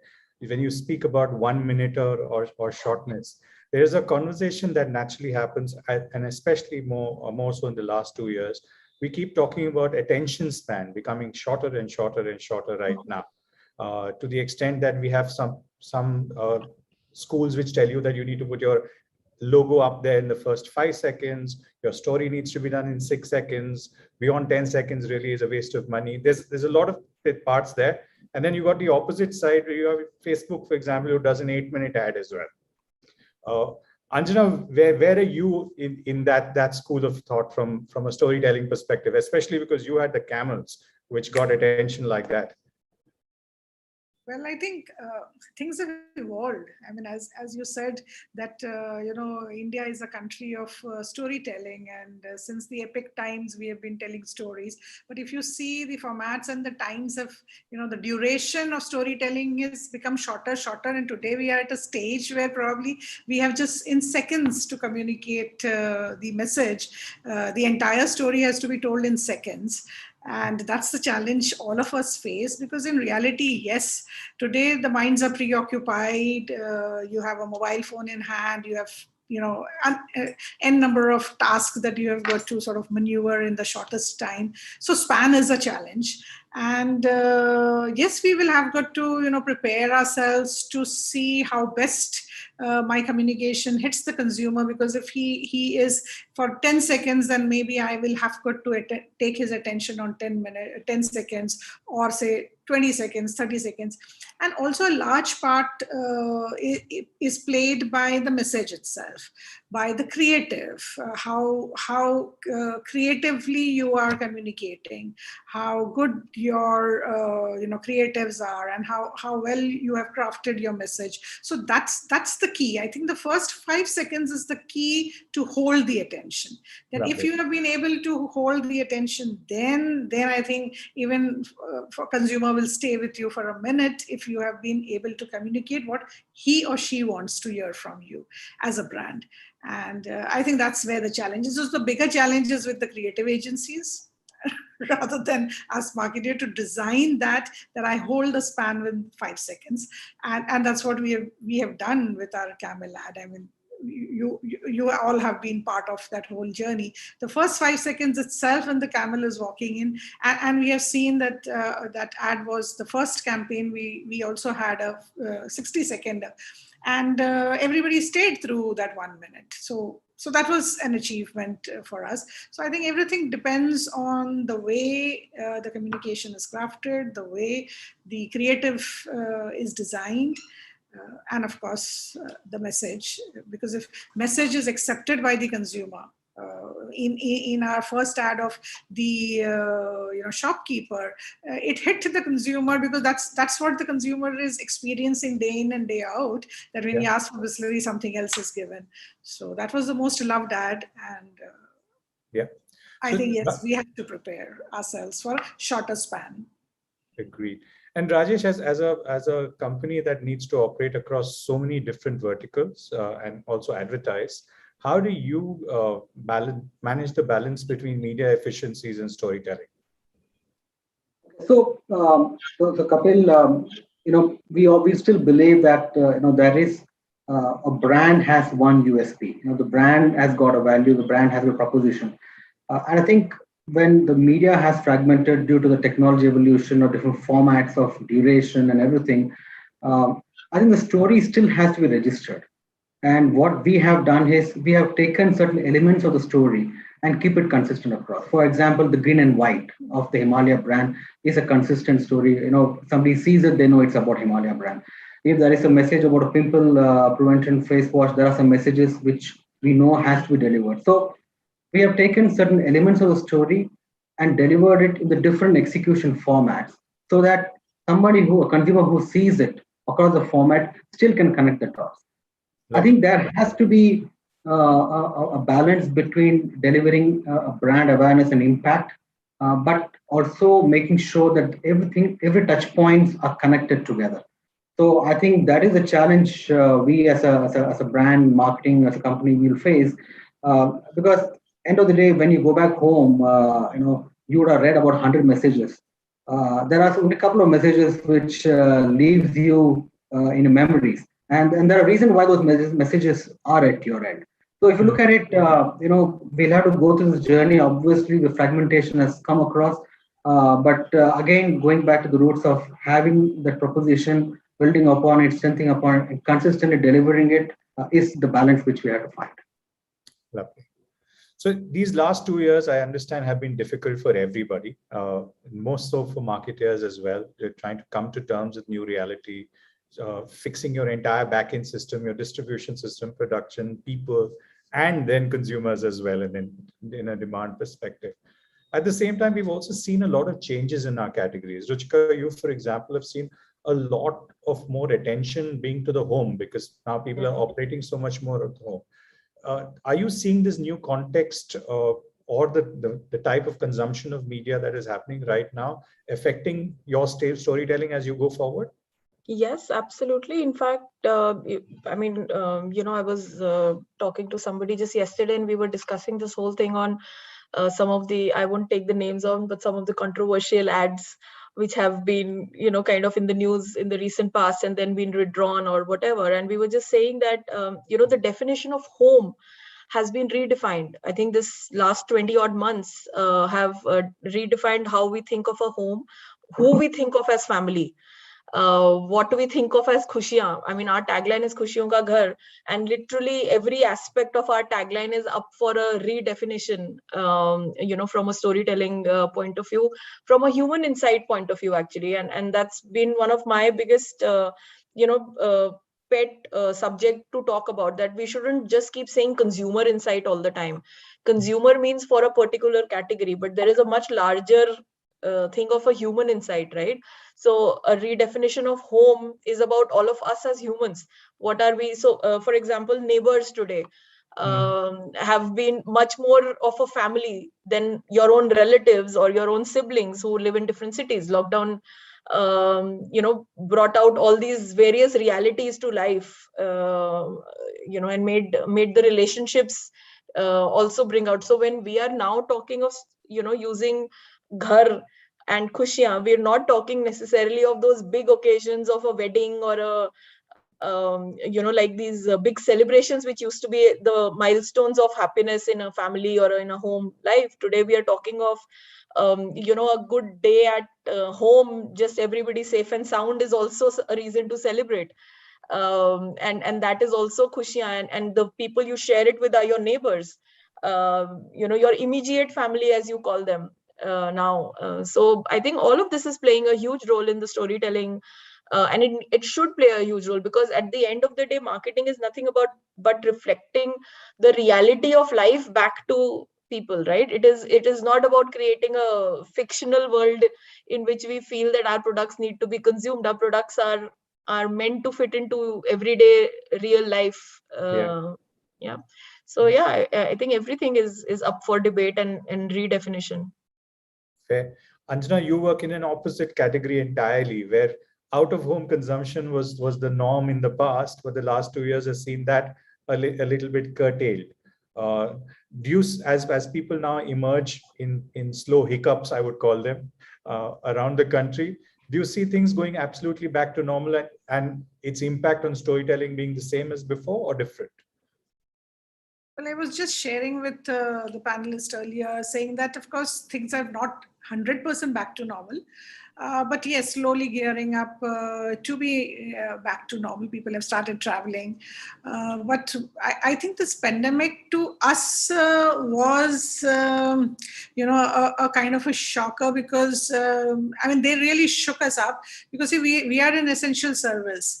And the 25th of March, the lockdown was implemented. And I think on 1st of April, we received a mandate from the government of India saying you are under essential service, so you can apply and you can supply. But the nightmare that we saw was that, yes, there was need for water, but at the same time, we are so trade dependent. When the trade is closed, we didn't know how to reach the consumer. So that was, I think, the biggest realization we had, that the consumer needs us, but there was no way that I could reach the consumer because I have no data of the consumer. We all go and supply it at the retail end, and the retailer does the last mile delivery, and he knows my consumer, I don't. So that was a shocker to us. And I thought, that's the time when we started, sort of stepping back and saying, okay, supply to karna hai, but kaise? How do I reach the consumer? And that taught us that, direct to home, our vehicles had to be addressed into, localities. And then we started building on our e-com platform seriously. So I think pandemic has also taught us few things, and that will now enable us to start building that last connect with the consumer, which is very, very important. I think that's where we are. And coming back to saying whether things are going to go back to normal, I think yes, things will go back to normal, because we Indians, by culture, does not want to live in shackles. So we like freedom. We like moving around. We like people. We like enjoyment. So I think we will go back to the where we were, and probably the next 2 years will show you that whatever you missed in the last 2 years should be sort of covered up to come back to the basic normal, as we say. So I was right from the beginning, very, very sort of confirm on saying that this will not be the new normal. We will have to go back to the normal. Rajesh, from your product's perspective, we obviously are seeing so much more importance to health and ingredients, etc., in the last 2 years. But at the same time, data points show that beauty products sales have been booming. But from a comms perspective, from a storytelling perspective, we've seen marketers shy away from talking about that very, very often. Do you think there is an inherent bias in our minds as marketers, or is there something more at play here? I think, Kapil, I think what we have seen in the last 2 years, I think have brought some significant changes in consumers' mindset.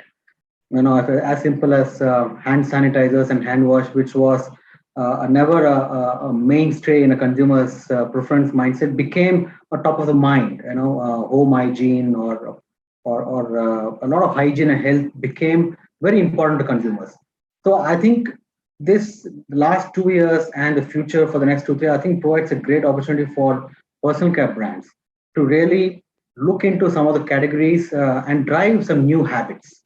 Because that is where I think the opportunity is there for personal care categories, because there are consumers who have evolved, who have changed their lifestyle, they change their habits, and I think it provides a great opportunity. Conventional thinking, to your point, we're talking about beauty. It's always be there. I think personal care is all about beauty, but I think that we're going to see a balance of beauty and health coming in. I think beauty at what cost? health at what cost will be redefined. And it's an interesting journey because what we see here is as soon as lockdowns got opened up, the fear of COVID got down. I think we saw sanitizer sales and hand wash sales going down. The consumers have forgotten it, and then it comes back when there is a fear. So I think consumers will tide over this and will start evolving to new changes in their adoption of habits. So I think it's an interesting journey for personal care brands. Let me continue with you on something that Anjana had spoken about, changing models and going direct to consumer. In your case as well, we're seeing a plethora of direct to consumer beauty brands being launched. Yeah. How is direct to consumer impacting storytelling for you? Is that something that you're even engaging in? So it's a good point. A couple of things that has happened, Kapil, is that one is, you're right, absolutely. I think with e-commerce coming up, it provides a platform for a lot of D2C brands to come on play. I think what we are seeing here is the speed to market has been very aggressive because suddenly you have access of these products to many different consumers across India. And also the innovation pace has been very, very high. And last but not least, these brands are also strongly funded. They're all startups and good funding. So from a brand which is the old brick and mortar model, a couple of things which are really challenging is, first thing to have in mind is our current model is the answer to the new D2C model? It's a divided opinion. I feel that a brand which is built on D2C can't be addressing the challenges posed by the D2C brands. There has to be a different subset of an existing business who can address these challenges.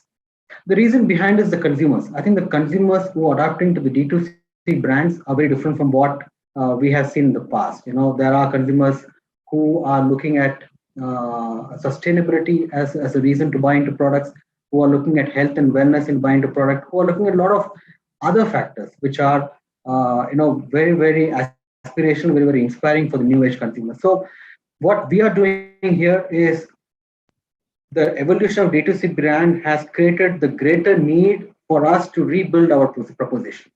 The fast and the speed at which these brands are growing is putting at risk some of those things which we felt we could own. So we have made sure that we have strengthened those core proposition, and I think more funding has been done to invest behind it. So, again, going back to my earlier point, having your own proposition, consistently building it becomes even more important in these times because there are a lot of these new D2C challenges which are coming up. So one of the things I've seen across in D2C is a sense of shared purpose with a set of core consumers, almost communities in that sense. And exactly. Ruchika, I'll segue to your category, solar, for example. The acceptance of solar is still nascent in this country, but the believers of solar are very, very strong believers, those who are in it. How are you seeing the power of communities affecting your storytelling going forward for you to harness? I think one of the biggest, tools that is being used and has potential of being used even more strongly has been storytelling in this category for sure. So, for example, late last year and early this year, we ran a campaign called Bijli Donor, which was essentially just about the fact that the more conscious you become about electricity consumption, you end up helping somebody else receive better supplies and all that, because the load on grid reduces and stuff. So while this was done at a brand level, but the direct connection there was obviously to solar, that not only do you consume less, but you can actually generate more and hence also reduce the load on grid and things. And Kapil, like you said, the power of storytelling was such that the testimonials that we ran 2 sets of creatives. One was this whole thing that I just told you, and the other one was a story of a family living in Bangalore in a 3,000 square foot house, who are completely self-reliant and everything. And it is obvious that the second piece of communication received much better traction. The power of storytelling came through there, rather than just telling people about it, showing them that it was possible. Two, there was somebody who was already living that life. That it wasn't fictional, that we are trying to attain you towards. It's there. And not just do you save on your own electricity bills, but you contribute to the environment at large and everything. I mean, it was we've lived through that example of storytelling making the impact so much more stronger than anything we could have said on our own. So after that, we actually ended up following it up with a set of testimonials, a set of such testimonials across the country, which received very, very good feedback. And in fact, most of our leads that got generated were people, there were examples of people who were quoting something like we've seen there. I personally got calls in my network after that campaign as well, on saying, okay, I didn't realize I could do it at my farmhouse. I didn't realize I could do it, for a small commercial setup and things like those. So, I mean, I think the power of storytelling is immense. Rather than giving out 10 ads, if I tell one story which actually is real, it just does the job much better. So one of the things I've noticed across categories as well is if your core is strong and you have a shared purpose, then even if consumers or communities take over your story, they're able to do justice to it a little better than what you would probably think can be done. But if that is disaggregated, then the next part of our discussion, where a marketeer's dream, wherein when consumers take your story and start make it their own, is a marketeer's dream. And we've seen wonderful examples, Bullet, Amul, etc. in the past. Yeah, but when that is not in our control, it can go horribly wrong as well. Maybe like in recent past, we've seen Tanishq, or more recently Fab India, etc. Anjana, what is your views on this in lack of control and yet having control over the narrative in storytelling on your brands? I have a view on it that as brands, and specifically national brands like us and a legacy brand like us, we have a larger responsibility. And for us to stay neutral on such opinionated opinions and views, I think that's the biggest responsibility that the brand should carry. Because yes, ideally in a democracy, nothing is wrong, nothing is right. And the problem starts when the brand starts, sort of taking certain views and giving a weight to the view. And then, of course, there is a backslash. If you remain neutral, I think that's where your stories are picked up, because and stories will be picked up only if the message is for larger audience and you are neutral. I mean, you are not getting specifically into one zone and saying, okay, this is what I support and this is something which I don't support. I think that's where the problem begins on such issues like a Tanishq or a Fab India.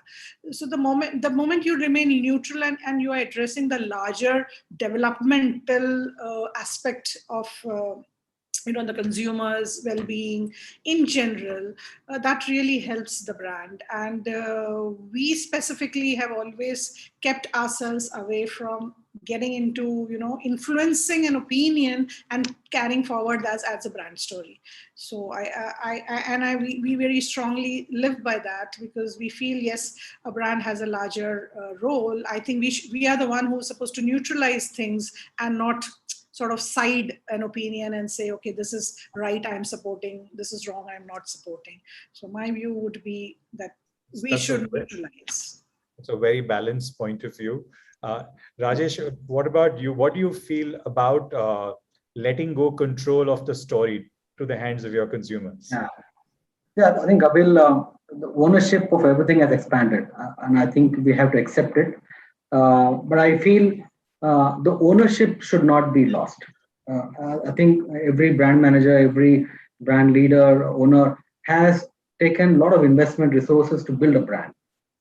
So I think there needs to be a monitoring, and we have put in place where even though we invest in digital social platform, we have put in place checks and balances wherein when we realize that a certain conversation around the brand is going little weird beyond the expectations, we take control of it and make sure the conversations are stopped. Because I think 1%, 2% of the consumers who are making or spreading this conversation should not be impacting the other 98% of the conversation. So I think we have accepted the fact that ownership is widespread, but I think we should own control of the brand story. The second thing I would say is the world has become very sensitive, and I think we have seen. I think Ruchika talked about a couple of instances in the last 1 week, and it has become, even in the ICC World Cup, you have seen sensitive topics coming up. So I think as a brand, we should be aware of the sensitivity which is there, and probably avoid. And definitely, Himalaya being a brand and being its certain values and ethos, what we have, we try to avoid references to certain sensitive issues because I think when you refer to sensitive issues is where you're creating conversations, unhealthy conversations. So I think it has to be monitored, it has to be balanced and disciplined while opening up the ownership of. Okay. Ruchika, you look like you have a strong point of view on this as well, considering you've had some conversations on this in the past. Personally, all kinds of strong points, yes. But I'm in complete agreement with Rajesh. And I think the only point I would like to just add on is that, a brand shouldn't court controversy for the sake of getting more famous, because infamous is also famous, right? Just because you get into news or you get free press or things like that. And that has happened in a few cases where, as a marketer also, you've looked at certain pieces of communication and wondered why is this brand talking about a topic like this where it doesn't really, iska lena dena nahi hai kuch aapas mein. So I would just simply say that I feel very strongly that for me, my target audience has to be at the heart of it. So if it is an issue which my target audience resonates with, and I have a point of view from the brand on it, I can talk about it. But if it is something that, for me, for example, Luminous is a very, very mass middle class brand. That's the TG that I am talking to, on a daily basis, in and out. That's where 90% of my business comes from. Tomorrow, I suddenly start talking about an issue or a topic which 90% of it has, they don't have any connect on it. And I'm doing it for the sake of, because on social media, it's in the buzz, or it's on, it's a trending topic. Or something like that, then I'm just stretching it. I'm just trying to belong in a place where it not necessarily it's a place for my brand. And I shouldn't, as a marketer, should be brave enough to say that this is not a forum, or this is not a topic that I have any role to play in. Why should I? On the other hand, a topic like, for example, environment, which is a much larger topic than what a solar has any kind of contribution towards, but pushing a topic like that works extremely well. And there, if it means that I have to stretch the topic to an extent that it means that, are you then challenging your own consumption patterns, or are you challenging your own product categories and all that, then yes, there should be a thought out course chosen. But at least there is some linkage to what my brand is, or what people know of my brand, or what I want them to know of my brand. Just blindly following trends is not my. Well said. In fact, it reminds me of something I was told very, very, very early in my career, that always remember you're in the commercial art business. You're doing this to be able to sell a brand better. And being progressive and being in a commercial art business are not exclusive of one another. There's a possibility of making the two marry well. So that's why I think just a succinct way of saying exactly what you were saying. Let's come to elements of efficiency now. All of you as marketers have a great amount of pressure on media monies. And today there's so much jargon, reality, everything in place, whether it's attribution, whether it's AI playing, whether it's multiple cohorts in play. What do you think that in this aspect of building more and more and more efficiency, is the efficacy of storytelling getting compromised? Or in your experience on your businesses, are you seeing the two of them come together efficiently somewhere? If any of you can take this. I think this is going to be a debate which I can't imagine it ending anytime soon, honestly, because this is like one of those scenarios where every production cost is too much and every media cost is too much, and we could have done, like 10,000 other things in the same monies. But I do feel that, storytelling and quality of production sometimes in a lot of ways go hand in hand. Because if you don't come across as an authentic piece of communication, and which a shoddily done production can kind of raise question marks on, that is not going to do justice to your brand, whatever amount of media you may spend behind it as well. So from that point of view, it has to be there. However, creating an absolutely fantastic piece of communication and then kind of keeping it to yourself as the best kept secret, and not spending enough media monies behind it is also not the way to handle it. So yes, unfortunately balance has to be struck. In some campaigns you would kind of go towards maybe production a little more, or quality of storytelling, or investing in storytelling a little more, and in some ones you won't. Lovely. I can see one of our hosts, Nehal, is there. She's popped up. I think she's almost like that virtual clock to tell me that, you know what, your time is nearly up. So let me actually then wind up towards the last piece, where I'd like to ask each one of you. I think change, it's a great teacher to all of us, right? And these 2 years have been the most massive change we've seen personally and professionally, perhaps in our lifetimes. So Anjana, if you could start with you. If you were to do one thing differently, going back into the new normal, if I can term it that at all, what would it be? As I said, the biggest miss that we realized was the last mile connect.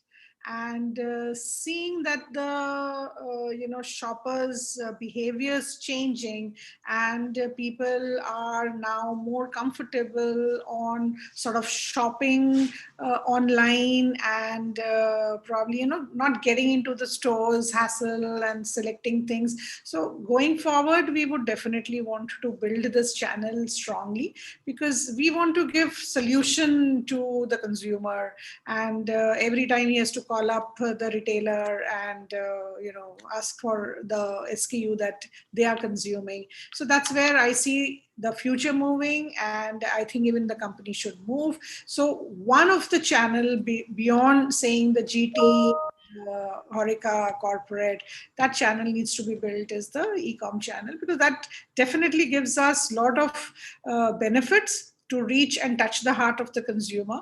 Because in our category, which is a mass category, most of the time the trade also dictates a lot of, has an influence on the consumer and dictates terms to the brand. So this probably gives us the lever to reach the consumer directly. So moving forward and taking a cue from the pandemic, I think e-com is something which we would seriously want to build as a fifth channel now. Lovely. Rajesh? Kapil, I think what we would do is creating a strong purpose for the brand. Creating a strong purpose and creating a strong purpose for the different stakeholders. And I think that is what would keep all of them united. And this purpose should be something which gives back consumers positivity, hope, optimism, and making their life wonderful. So I think that's something which I would say we want to go back and do that much better. Lovely. Ruchika? I think completely on the opposite side of Anjana, where we already know that the retailers are the biggest stakeholders for us, and we were able to do a fair bit of channel engagement, but that was purely between the company and the channel. But what we should have done much faster, much more robustly, would have been digitizing the channel itself, on helping them reach to their consumers, so something like which enables a shopkeeper, when he's the one who's facing the biggest brunt by the shops being shut, how it allows him to sell to his own network of consumers and in his areas and all that. There are lots and lots of last mile tools now available with technology. I just wish we had woken up to them and implemented them much earlier. Well, thank you so much, each one of you. I think the lovely part about this conversation, actually there are two parts. The first is, it was so refreshing to hear all of you bare your hearts out. I don't think you held back on anything, and that'd be great for our listeners as well, because I'm sure a lot of them are grappling with similar situations in their own marketing journeys as well. And the second part has been that this conversation is so interesting. I can go on this for another couple of hours. I don't know about you, but I don't think Nehal and Adgali would appreciate that very much. So for now, I'd like to just wrap up by saying thank you so much, Anjana. Thank you so much, Rajesh. Thank you so much, Ruchika, for taking the time and actually kind of letting us know a little peek into your minds. Thank you. Thank you, Kapil. Thank you very much. And thank you. Nice, good to meet you, Anjana. Yeah, thank you. Thank you so much, panelists, for this wonderful discussion. After these power-packed sessions and discussions, it's now time for another keynote session on purpose-driven companies. This keynote will be addressed by Alexander Robertson, Chief Marketing Officer, ACG World. Over to you, sir.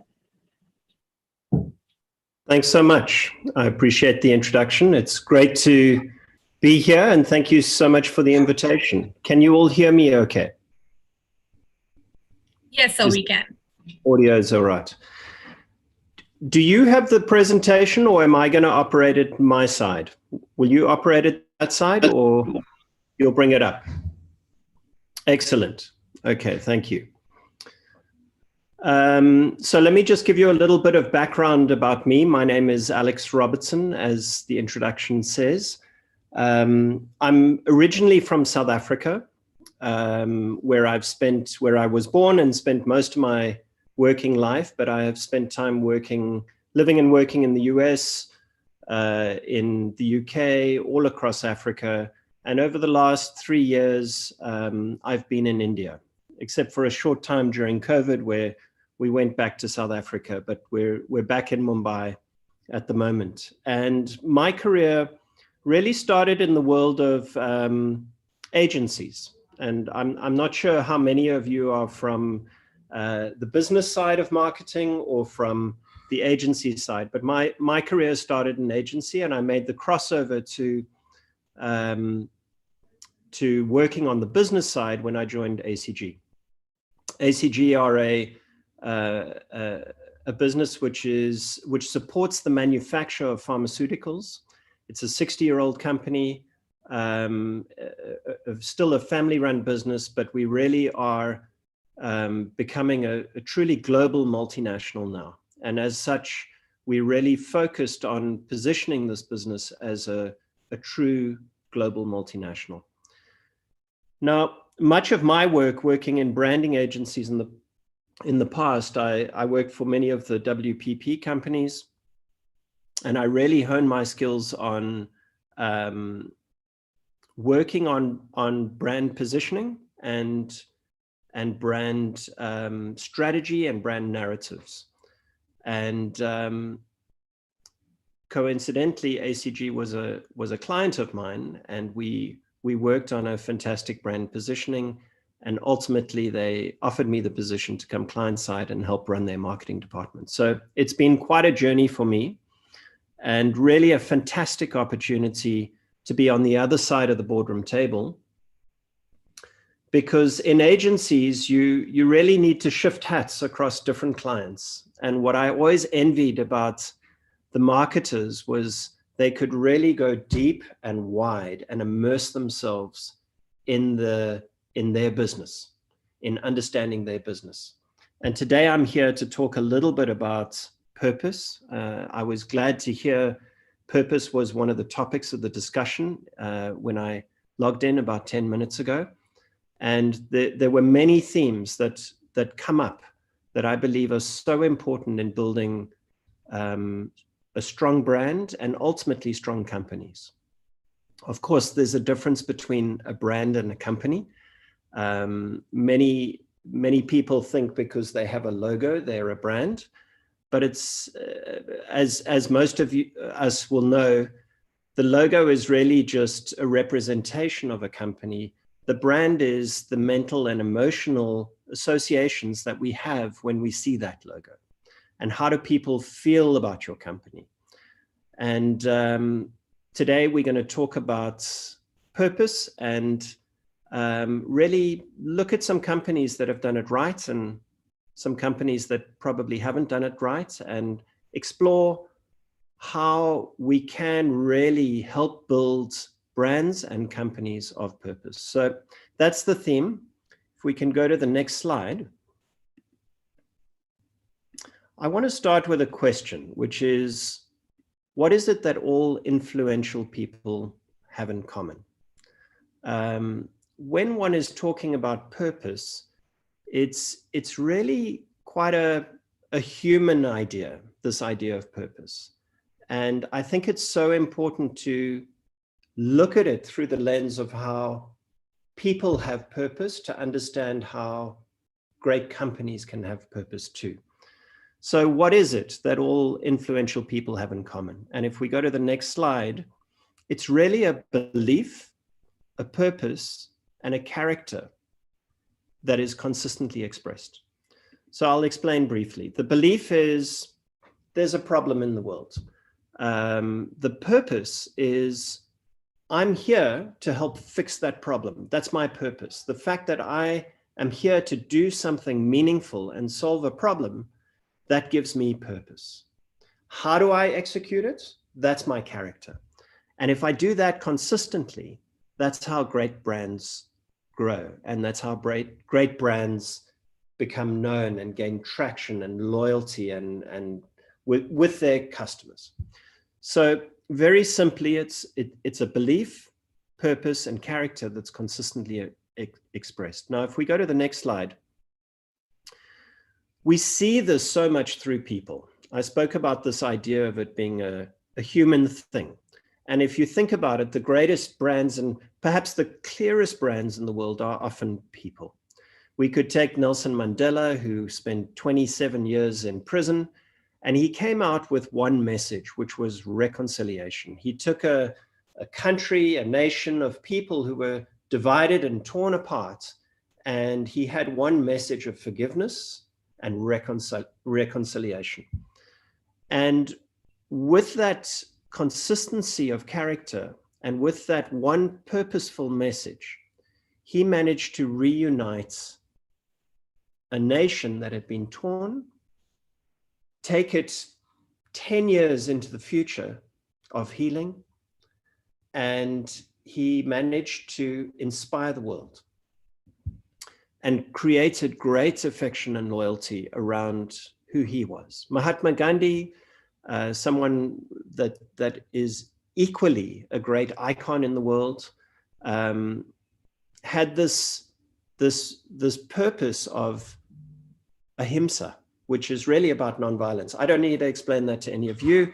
I'm sure you can tell me a lot more about it, but really Mahatma Gandhi was an icon, and his message, his way, his character, the way he did everything. It didn't matter whether he was meeting rural villages in India or whether he was meeting the Queen of England. The way he portrayed himself and put himself out into the world, and his belief in how he conducted himself and carried himself really helped to create the nation of India and unify this nation. Mother Teresa, another great icon from India, was all about unconditional love. It didn't matter if a child had no hope, she would hold that child until its last breath, just to ensure that every orphan that came into her, across her threshold into her orphanage, felt love, and everything was so self-sacrificial. Martin Luther King spoke about or had this purpose of emancipation,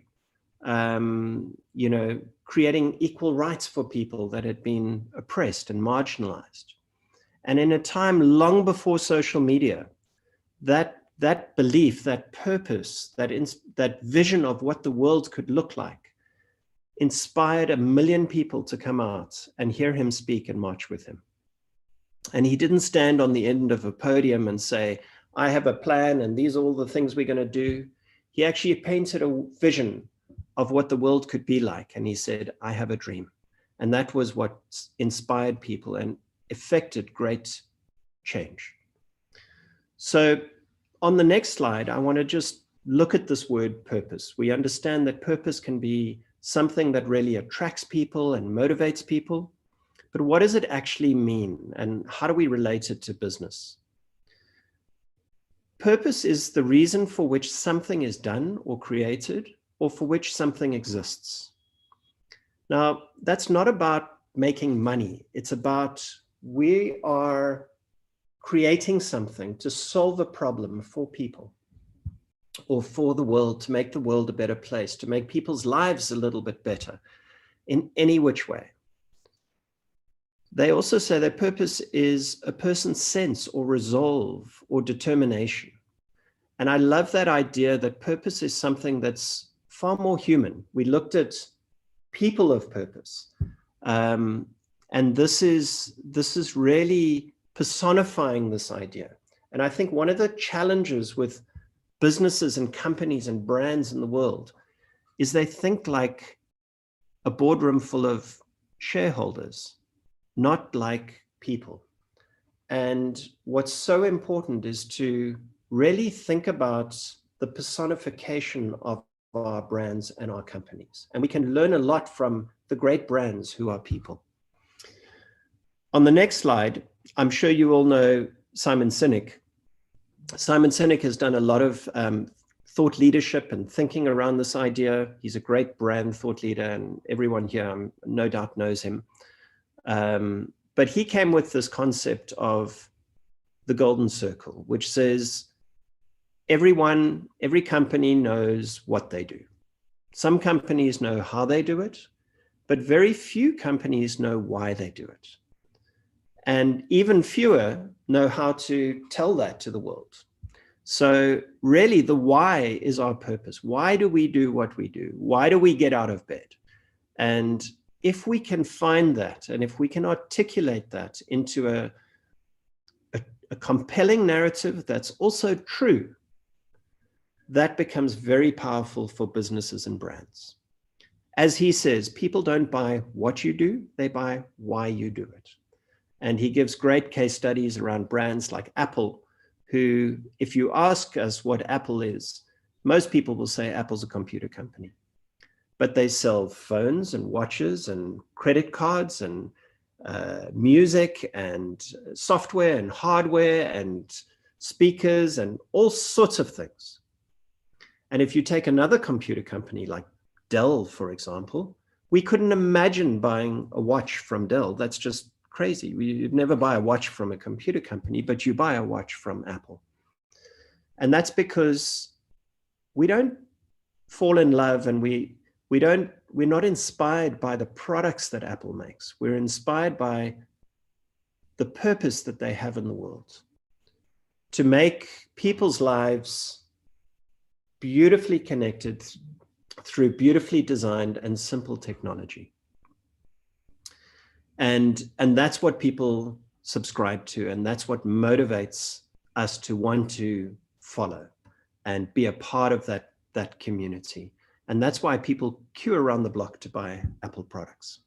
So on the next slide, we see this in many business leaders. We spoke about Apple, Steve Jobs. So much of how we feel about Apple is through the personification of Steve Jobs. His vision, what he tried to do and achieve in the world, is the thing that we really resonate with and inspires us. The Tata brand, an incredible brand in India, a brand I've gotten to know so much better since I've been here.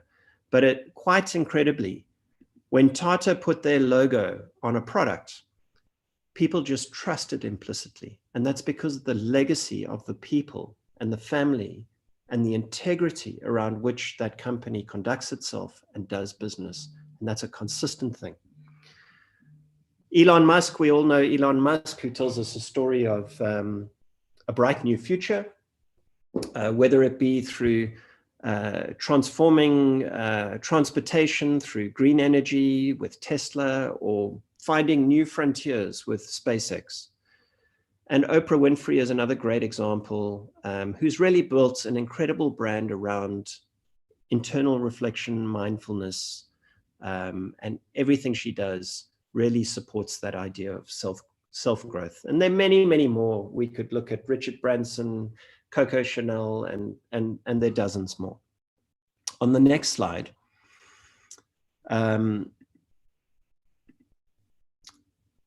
not all influential people have a famous person at the core of their business or their brand. And how do they do it? So there are some fantastic examples of this. Red Bull, if you go to the next slide, is a great example. Red Bull exists. Their purpose in the world is to inspire us and to push us beyond our limits. And through their communication and marketing, they don't talk about the benefits of their product. They associate themselves with being pushed beyond one's limits. So everything they do, all the marketing spend that they spend is done bringing to life that purpose, visualizing that purpose for their customers all over the world. And what greater expression than taking someone to the outer limits of the atmosphere and getting them to free fall back down to earth. They conceived that, they paid for that, and they brought that to the world. And to this day, Red Bull is by far the most valuable energy drink in the category. No one comes close. On the next slide, another thing that's super important is that they do this consistently. Consistency in this belief, purpose, and character in delivering that to the world is absolutely key.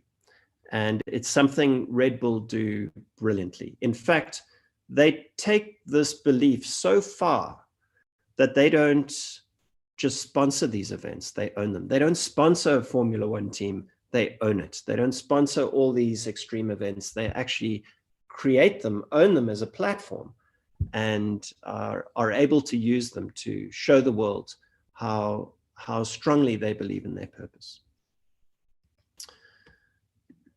On the next on the next slide are some examples of other brands with great purpose. I'm sure we know them all. Nike has the slogan of just do it, but actually its purpose is about inspiring the greatness of the athlete in all of us. It doesn't matter whether you're Serena Williams, match points, center court, about to win your next Wimbledon title. When they say just do it, they want us to feel the inspiration, the greatness of the athlete that can achieve the goal they set out to achieve. Or whether you're a 150 kilogram couch potato who needs to get up off your ass, run around the block to save your life, when they say just do it, they want to inspire the greatness of the athlete in all of us to achieve our goals. IBM has been using the slogan of Smarter Planet and different iterations of that for many years. And their narrative is so much around this idea that all the technology, all the people are focused on contributing to building a smarter planet, smarter people, smarter technology, and a smarter world. Red Bull, we spoke about them giving you wings, pushing beyond the limits. And Johnson & Johnson is also a wonderful case study of a brand that has amazing stories and amazing products and amazing integrity in how they conduct themselves. And their purpose is really positioned quite beautifully in this line, for all that you love. And it's interesting that these purpose statements, either these positioning statements or the purpose, is very often an emotional connect. It's very much a human story. And I think that's key and important. On the next slide, this is how great brands do it. And many people can talk the talk, but can you walk the walk? And that's where the rubber hits the road. And that's the job we've got to do as marketers and branders and communicators, is we are the custodians of these companies. We are actually the persona and the personality that goes out into the world and expresses and gives experiences to customers of what kind of persona our brand is. On the next slide is a very infamous brand disaster, company disaster, where a company got this wrong. They had a whole lot of talk, but they couldn't walk the walk. And we all know the story of the oil spill in 2010 in the Gulf of Mexico. 10 years prior to this, BP got on the bandwagon of renewable energy and green energy and told a wonderful story, an incredibly compelling story about how they were committed to transforming their business of energy beyond petroleum. And in fact, they suggested that the name had evolved from British Petroleum to Beyond Petroleum. BP stood for Beyond Petroleum now. And all their marketing and advertising and rebranding and everything was focused on this idea that we are committed to this idea and this ideal. The truth is, to date, they've never spent more than, in fact, they've never even reached 5% of their revenue committed to exploring renewable energies. And for most part, it's been much, much less than that. Anyway, the oil spill happened in 2010, and their CEO, who was Hayward, Tony Hayward, was the gaff machine and really just handled the situation so terribly for a company that had positioned itself as being a future-thinking company, a company that cared about the world. Firstly, they tried to cover it up. Then they tried to say, well, it happened, but it wasn't really our fault. It was other people's fault. And then they tried to say, it's not so bad. You know, it's just a small spill if you compare it to all the water in the ocean. And through the middle of this crisis, he even went on holiday, racing his yacht in I think it must have been around the Mediterranean or something like that.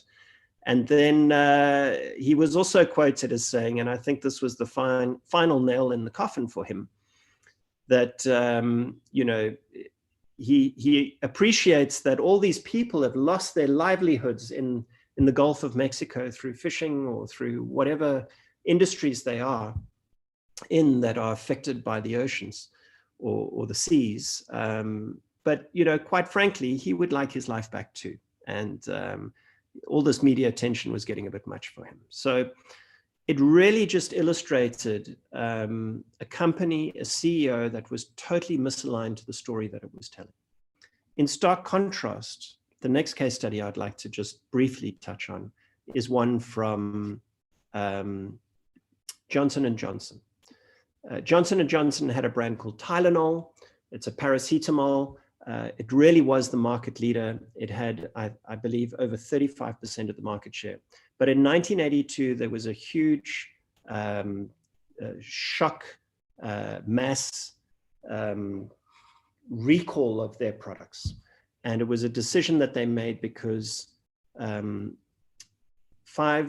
6, 7 people, I believe, had died from taking Tylenol. And what they had found out was that people had tampered with the product, and it turned into an absolute huge PR disaster and nightmare. Overnight, their shares plummeted from 35% to 8%.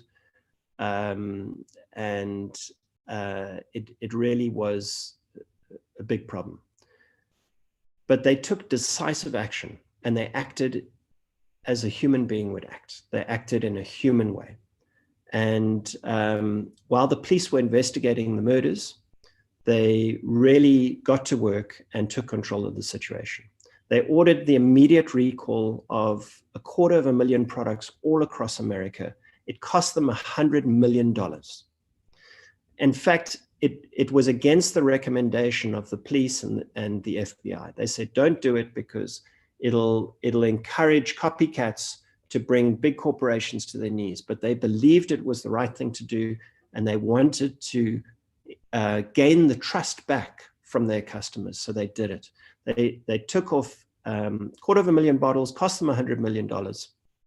They offered a reward for any information that would lead to the finding of the person who had done this. What had happened is someone had tampered with boxes in a pharmacy, and they'd put cyanide into these paracetamol capsules, and they managed to find out where it actually came from, but they never did find the killer. The next thing they did was they re-engineered the packaging with all these safety precautions, from the box to the lid to the bottle. They created 3 new tamper-proof safety precautions. They communicated it to everyone, to the public through media campaigns. They told people what they were doing. They offered people, bring back your Tylenol products. We will give you an alternate product free of charge. They sent out communication specialists in every state across America to go and communicate to the health fraternities and explain to them what had happened. Thousands of communicators went out to regain the trust of people. And within 6 months, they had regained their market share. And within a year, they were basically back to normal and have stayed in that pole position ever since. And they credit this decisive action to one thing. The company had a credo, which was established in 1943 by the then CEO of Johnson & Johnson. And that credo essentially was their purpose. And it started with these lines. If you go to the next slide, what they've done is they've actually etched this credo in stone in their reception halls in their buildings. And it's something that connects the business throughout the world. And the credo started with these lines, which were, we believe our first responsibility is to the patients, doctors, nurses, mothers and fathers, and all others who use our products and services. The credo is very long, and it goes on to cover their belief around looking after their employees, their belief around looking after their communities, and lastly, their belief about looking after their shareholders. Our final responsibility is to our stockholders. Business must make a sound profit. We must experiment with new ideas. Research must be carried on, innovative programs developed, investment made for the future, and mistakes paid for. The equipment must be purchased, new facilities provided, and new products launched. Reserves must be created to provide for adverse times. When we operate according to these principles, the stockholders should realize a fair return. Not great returns, not returns at any cost, but a fair return. This is a company that managed a situation with integrity, and I believe it did it because it acted in a human way. It knew the persona of its brand, of its company, it knew the ethos, and it was able to react decisively. And this holds true for great companies all over the world. The next slide just really is highlighting the point that as a company, when we think in a human way and we try and do good and do purposeful things in the world, that really can be good for our business. That decisive action has become a global case study for Tylenol, and really a situation that seemed like a disaster became a little blip on the radar in their history because they managed it so well. There's one last case study. I don't know if we have time. It's one from Nike. It's a little video, which I thought I'd play you. It's 2 minutes long. If we have time, we can play it. If not, people posting burning Nike shoes. Nike is running straight into a political controversy. People are so angry they're burning their own shoes.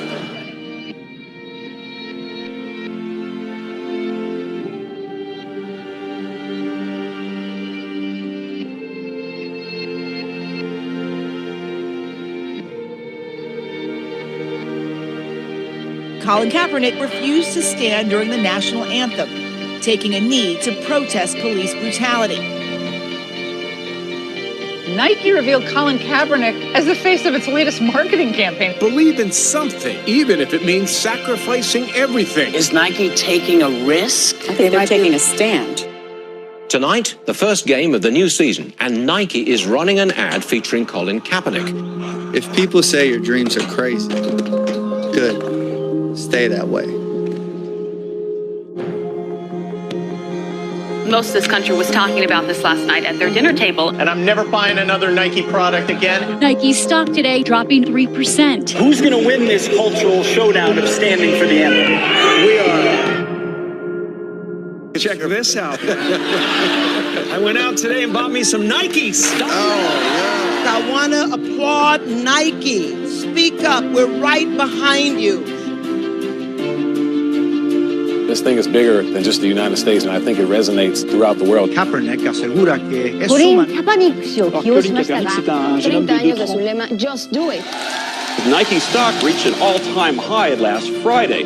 I'm gonna buy more Nikes now. Nike's on the right side of history.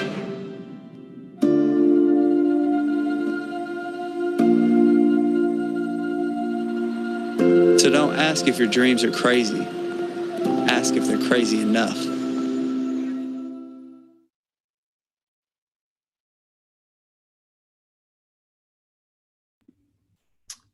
Okay, that's it. Thank you very much for your time. I think that's a little story around the importance of purpose.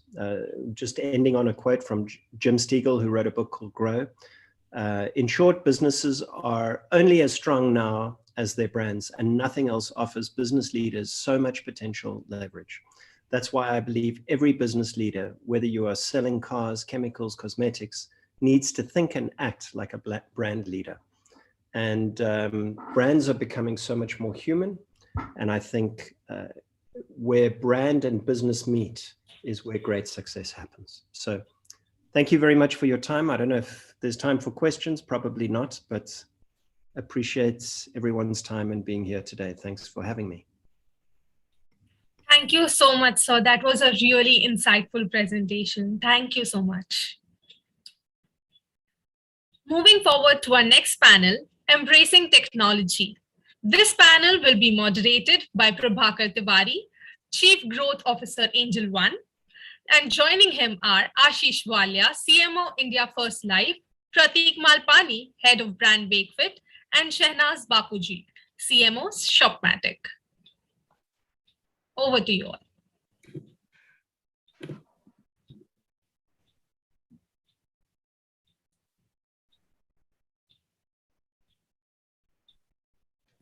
Yeah, hi, very good afternoon to you all. Welcome to CMO Charcha on taking forward the growth momentum, an initiative by Ed Gully. And the topic for this panel is embracing technology. There's a saying that, once a new technology rolls over you, if you are not part of the steamroller, you are part of the road. So either you adopt technology and ride with it, or you are left to the ground, And so that tells you that, when new technology comes in, you need to understand, what it means for your business, and, can you make it good use of it? And also, there's other saying, that a sufficiently advanced technology is equivalent to magic. It's like a real magic. So we need to understand and talk to the marketing fraternity and the peer group here in the panel today about, are they using magic lately in their business? Okay. And today we're going to be we'll be talking about how Indian marketing system is embracing technology. And joining me here are our esteemed panelists, Mr. Ashish Walia, Chief Marketing Officer, India First Life. Yeah, hi Ashish. We have Mr. Prateek Malpani, Brand Head, Wakefit. Hi Prateek. Hey, hi.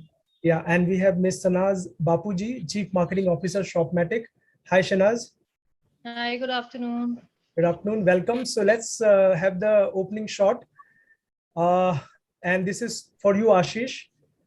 What are some of the key focus areas that technology helps the CMOs in today's marketing world? So what are the focus areas, where technology can help you, Ashish? It was an interesting panel earlier, and we got a chance to see some of the examples, right? And I don't think without technology, any of that is possible.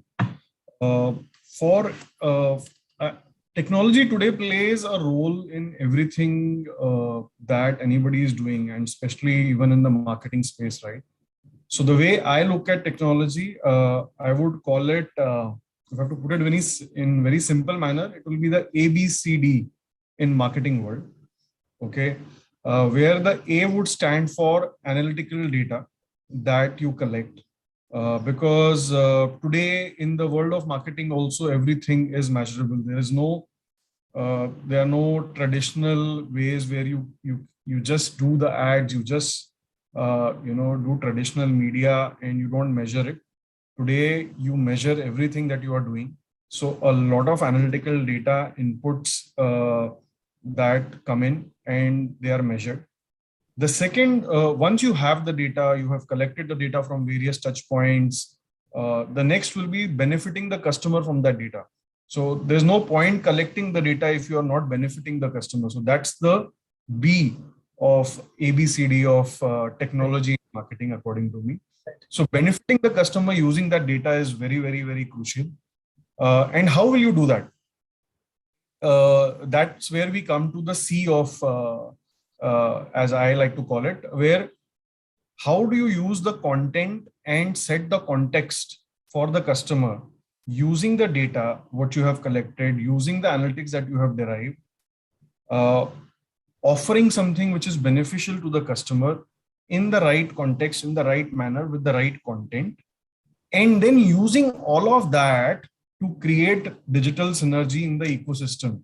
So today, whether it is digital sales, whether it is digital automation, whether it is digital marketing, all of these steps play a crucial role, because you do not reach unless you start an A, unless you start understanding your customer, collecting those data points. And today there are numerous ways of collecting those data points from websites, from social media, from various brand touch points, from customer experiences, from feedbacks which you collect, and then how you cull out the right experiences from those data and improve your processes in the journey. That's where I think technology plays a role today in marketing, which is huge. Today, I don't think there is any marketer who can live without technology. True. It will be wrong for anyone to say that, so today marketing and technology actually work hand in hand. Today, if I as a marketer don't know how technology works, I am a failure. So it's important that work with the technology team and ensure that there is improvement happening in the processes for the customer, in the customer experiences. And eventually today it is all about creating that one experience for the customer, so that the customer feels the brand across the touch points, across the interactions when the customer is interacting with the brand. Yeah. So I think this ABCD step, I think pretty much encapsulates what I want to say. And we'll go to the other letters in the alphabet, as the panel progresses. Thanks a lot for that, Ashish. And coming to Shehnaz now. So what are the XYZ things you guys are using in terms of technology areas? Shehnaz. ABCD, XYZ, that's an interesting start to this discussion. Okay, so so I work with Shopmatic as most of you know, and Shopmatic is a technology company, and we help businesses and individual entrepreneurs go online. Now we live and breathe technology every day, and we make it a point to ensure that we are ahead of the curve in making sure that the customer and the seller both have the best experience when it comes to the online world. Okay, and like some of the panelists in the earlier sessions, I mean, I heard some people talking, and I still feel that quite a few of the CMOs are still a little old-fashioned in the thinking with regard to technology. And while it's an extremely important thing to do, which is embrace e-commerce, a lot of people are still grappling with just the basics. And the other is there's this old-fashioned way of thinking that technology should be relegated to the IT department or a team, and it should not be owned by perhaps the lead in the marketing field, or the C level people, or people making good decisions. I think one needs to just bite into technology, understand e-commerce, figure out solutions that work for your customers. Don't go in and sign up for everything. Everything is not meant for everyone. There are a lot of newfangled terminologies that you'll hear, but you don't need to fall prey to those. And like figure for yourself, if you want your brands, like you hear a lot of people say, my brand has a website, but have you enabled that website to have an e-commerce ability for a customer or a potential customer to even buy from you? I mean, there are basic questions like that that you need to ask yourself. And as far as we are concerned, like we enable commerce across the board. Web store, you want to create a web store to sell, you want to do social commerce, you want to do chat commerce, you want to sell on marketplaces, you want to sell through live video interactions. You know, there are a gamut of possibilities, and I could keep going on till the session ends, so we may as well stop. Thanks, Shinaz. We gave you XYZ because Z is where we stop. So thanks for talking about why it needs to be very hands-on approach by marketeers and not being afraid of technology, not giving it just to IT or their MarTech teams. I think that's a very, very important point you said.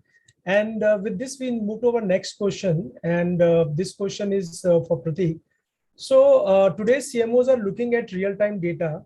And this is what Ashish also spoke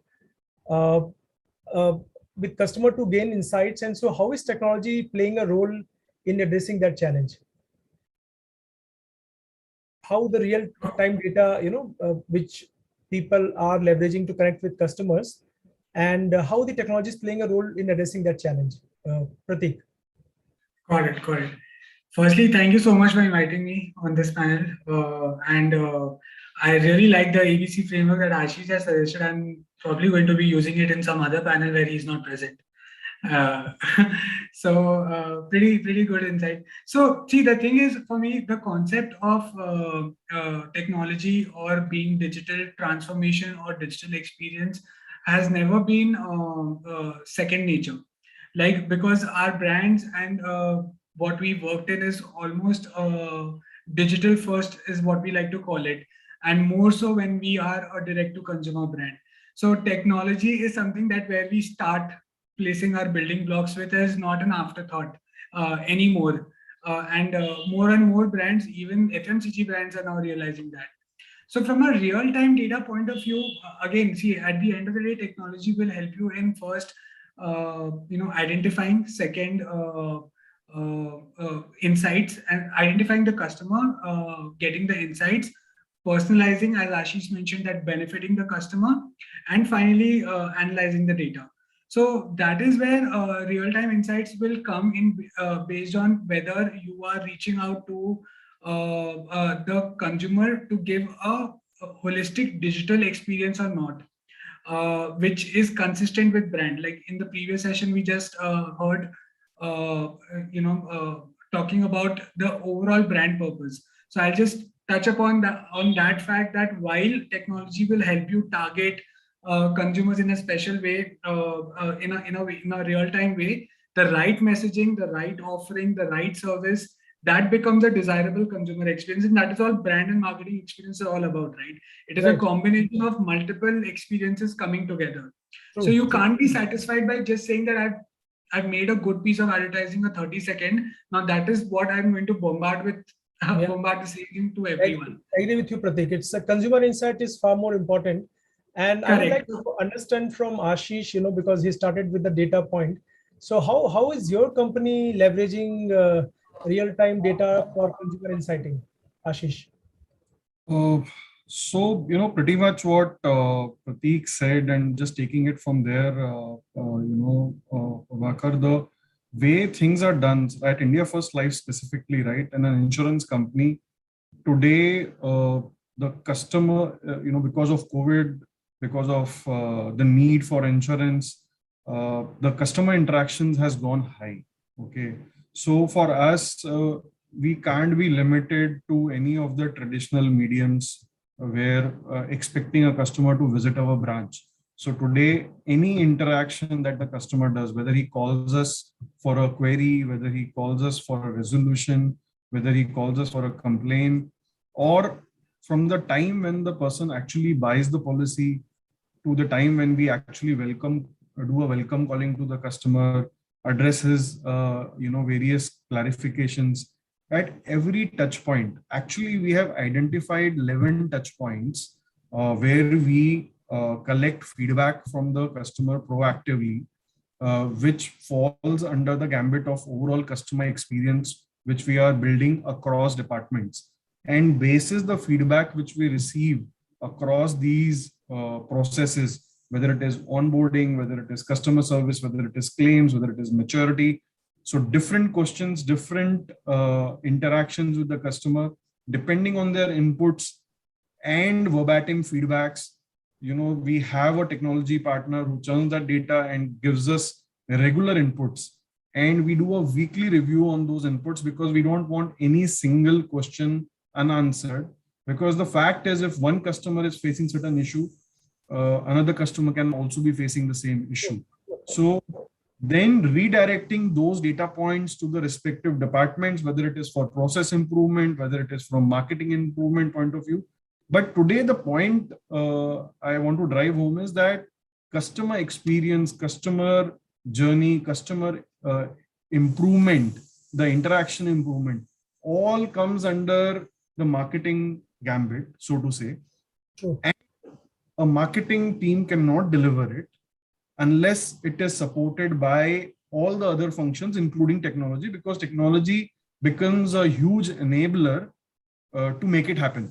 So most of the improvements will be around improving processes, which would require some amount of development, or it will be very, very simple interactions where, things can be, as simple as, why don't you just send me an SMS when I do X, right? So very, very interesting. And we are in the CX journey. We are a year old now. We took this process, we defined the charter and then we started. But it has been a really interesting journey for us. Our NPS score has gone really high in the last 6 months. Quarter on quarter, we see that improving, whether it is TNPS, whether it is RNPS. So the point is that if you use the enablers and if you listen to the customer, and if you're actually listening and using that feedback in the right manner, then a lot can be done as a marketeer. And to do it most effectively, you need the right tools and you need that technology enablement to make it happen. So that's a great example, Ashish. I mean, very, very happy to hear that not only you have this theory, but you've implemented it in your organization. And it has really helped you in terms of NPS, customer experience, and business also. So great. Yeah. Now, moving on to the next question which comes in. So when there's a discussion that, who will get credit for digital transformation, then the answer is not the CTO, nor the CEO, it is COVID, right? And so the pandemic has reshaped the world and the customers are demanding digital experiences upfront now. So Shenaz, in your view, this digital experience demand from customer, how far that has gone, and where do you see there are gaps, and how your company is, kind of trying to fill the gap there? So yeah, like you rightly said, I mean, COVID did end up pushing people down the direction of, consuming everything digitally, because there were no other choices. I mean, everything was restricted, as we all know. But the good thing with that piece was that at least, the inertia, the initial, okay, I'll wait. There's time to get on to this whole online world. There's time to do e-commerce. That kind of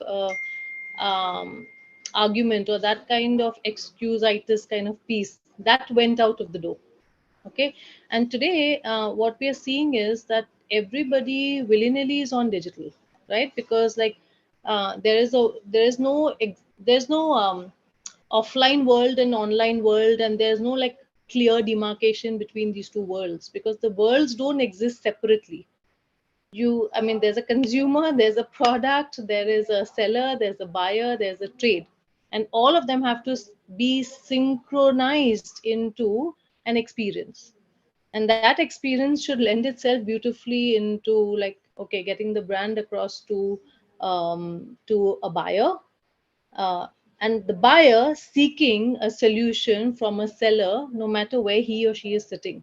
Could be in a cab while they are on their way somewhere, could be at the drawing room, could be at the computer, could be on the phone, could be anything. So, I mean, what we are seeing actually, and it's a big piece, which is that, you know, this whole piece of chat is leading to commerce. Being on social, we're seeing a huge opportunity there with commerce and e-commerce. Right. Right. Whether you're like browsing through a marketplace environment and you're looking for options to buy stuff, there's commerce there, and that's of course like a pretty well-known model. Right. When Right. people are wanting to get to know more details about a brand and they want their own space and they want their own identities, and they go into like this whole website and web store space, like we call it, and all of these are like, you know, seamlessly being served to people, and everything, all options are available. Yeah, amazing, Shrinath, the way you put it. I think earlier, you know, every place is a shopping area if you've got an app. But within your app, within your smartphone, there were certain apps which are shopping area. But now you can do shopping from any app. You know, any app, like whether it's a social media app, your Spotify, or any app you go to, you can do commerce. That's very, very interesting. Now I'm asking the same question to Pratik now. I mean, Pratik works with Wakefit, and they kind of sell mattresses approved by Kumbhakaran, right? That's the campaign, right, Pratik? So Yes. I mean, from Kumbhakaran time to now, the digital experience demand is gone up. So what does it mean for customer behavior in your category? Correct. So see, the thing is, as I earlier also mentioned, right, that digital transformation was never a phase that the brand ventured into, because it was already digital to start off with. Now, what we are seeing is how can we push boundaries when it comes to digital transformation as a digital first D2C brand. So apart from approved by Kumkaran, which is an ongoing campaign where we are trying to show him in this Kali Yuga on how he's interacting with the mattresses, and that also came after an insight, after certain pointers where we could identify through social listening that people relate to this character very deeply with sleep. People have Kumkaran was in fact trending on the day Ramayana aired during the lockdown. So these are the pointers that we got from consumers, from social listening, that and how we use technology to create this campaign. But I would also like to point out our flagship sleep internship program. It's a viral program that has been going on for the last 2 years. And this time what we are going to do in a part of the digital transformation is sort of have a dedicated progressive web app where the sleep scores will be directly linked from Fitbit to that app. And every intern will be able to see how much are they sleeping. Are they sleeping good? Are they sleeping bad? The world will be able to see how these interns are performing. They will be able to submit those tasks on it. So that is how we are now trying to push boundaries on digital transformation. Big boss at a massive scale, huh? Pratik? Exactly. Big boss at a digital scale. Yeah, thanks, Pratik. So moving on to the next question now, I think in our embracing technology topic, if you don't talk about AIML, that will be a cardinal sin. Okay. So now this question is on AIML, and wanted to understand how, and this question is to you, Ashish, how are your brand teams leveraging the same for customer interaction and to improve decision making? So this one is an interesting one, and is the new the buzzword going on, right? But I would stick to the basics, right? I would stick to the basics. How does, when you say artificial intelligence or when you say machine learning or improvements, right? There are a lot of processes which the organization on, for example, let's take a simple example of a sales journey. When you go to today, when you go and want to buy something, right? Today, normally a brand has history of the customer. And if not from me directly as a brand, but through some surrogate, I will know something about Prabhakar, and can I assist Prabhakar in filling a one-page form, which would normally take 1 minute, and make it 10 seconds or a 2-step process, right? So a lot of steps in insurance, because there are certain documents required, etc. We have taken a lot of steps in making that happen. That is one, right? The other is, continuous improvement in terms of, as I think Shanaz was talking about some of the tools, whether it is chatbot or chats itself, and WhatsApp now. WhatsApp bots are coming in now. These are all self-evolving, or not self-evolving, but these need to be evolving technologies, because continuously there are interactions happening. Continuously there are data points coming in. So it depends on how savvy we are as marketeers, as customer custodians of the brand, to keep improving this from time to time. Otherwise, they are just technologies, right? I would say it will be good to, and I hope the other panelists will agree on this, but it's good to have one technology deliver the right good results for the customer benefit, rather than having multiple tools who are giving okay results somewhere. Because important is that whether the customer comes on the website, whether he goes to my branch, whether he comes on my social media, it is important that he gets the consistent experience. Yeah, Ashish, right. So for the tools, we're talking about the AIML technology usage. So I'll move on the same question to Senaz now. So Senaz, any specific examples of AIML tools helping customer interaction in your experience? Okay, so I don't want to name any specific like tool or a brand, but I can tell you that there are dime a dozen. And as the other panelists were just calling out, be very careful as to what you want to go in and embrace, because it's not like a one size fits all, really. When you get deep into technology, and supposing you have a mobile app and you're trying to glean information about how your app or how your marketing campaigns that you're driving on app are working, you'll suddenly discover that there are things called mobile attribution tools, which you may have never heard of in the other lives, which where you only did TV and print and radio and whatever advertising. Okay, but even amongst those tools, there's analytics and there's data and there are tools. But what do you do with all of these things? You really need to get to the bottom of understanding what they're really offering. How do you interconnect the data between one to the other? The intelligence has to actually belong, and the common sense has to come from you, rather than waiting for the machine or the artificial intelligence piece to tell you its bit. True. AI and ML, what they've been designed to do is make sense of data and predict data, which is at a mass scale. Okay. So on the one hand, we are seeing that there's a paucity of data getting generated because people are not experimenting too much with technology. Some people are, like, they're digital first brands that, you live and breathe that piece. But there are a whole lot of other brands that have not even treaded that, that path.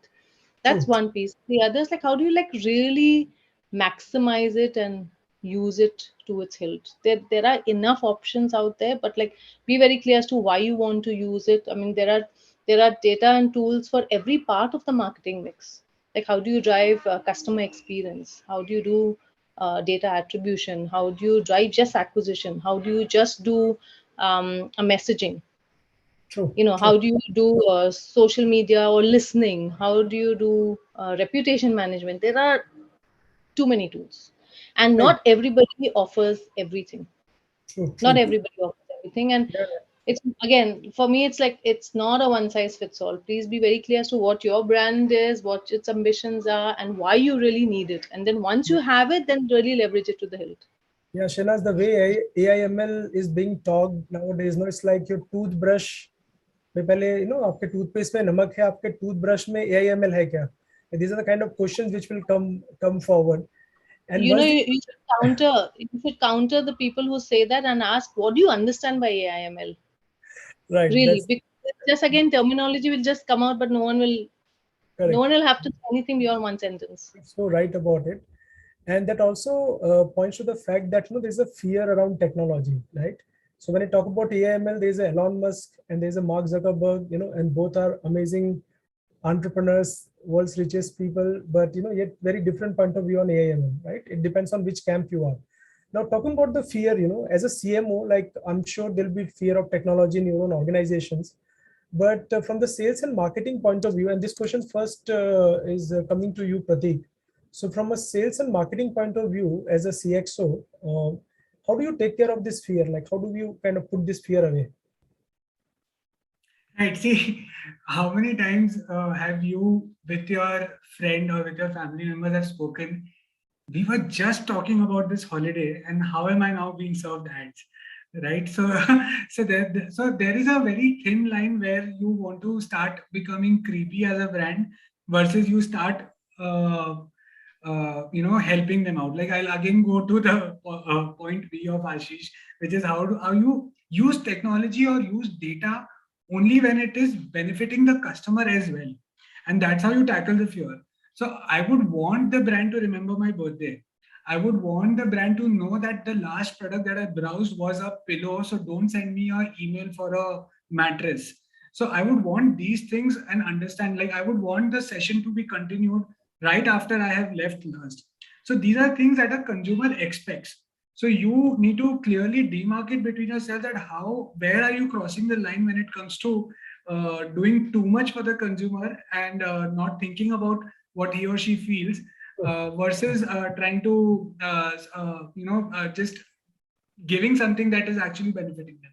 Correct. So Prateek, thanks for answering that. In fact, this is the last question for the panel. We are about to, kind of end our panel. So I will just ask the same questions to Ashish and Sinhas one by one, and please answer briefly. So in your experience, how do you take the technology fear away, and how do you create value from for your sales and marketing processes? So Ashish, question to you. Prabhakar, हमने ना technology को हवा बना के रखा हुआ है. हवा. I don't think it is that. Okay. If you ask me to keep it brief, I think it's only about keeping it simple. And if I have the liberty to repeat, following those ABCD processes, listening to the customer, understanding the customer, benefiting the customer, providing him the right content and context, and then creating your digital framework, whatever you want. If you keep it simple, as a consumer, if you feel the customer yourself as a customer, I think you would get it right. Then whether it is A tool versus B tool versus C tool, as Shana said, multiple tools are there in the market, multiple technology points are there. It all depends on why do you want to use and what you want to use, which will serve your customer the best. And that's and if you do it with that simplicity, I think it works fine. Correct.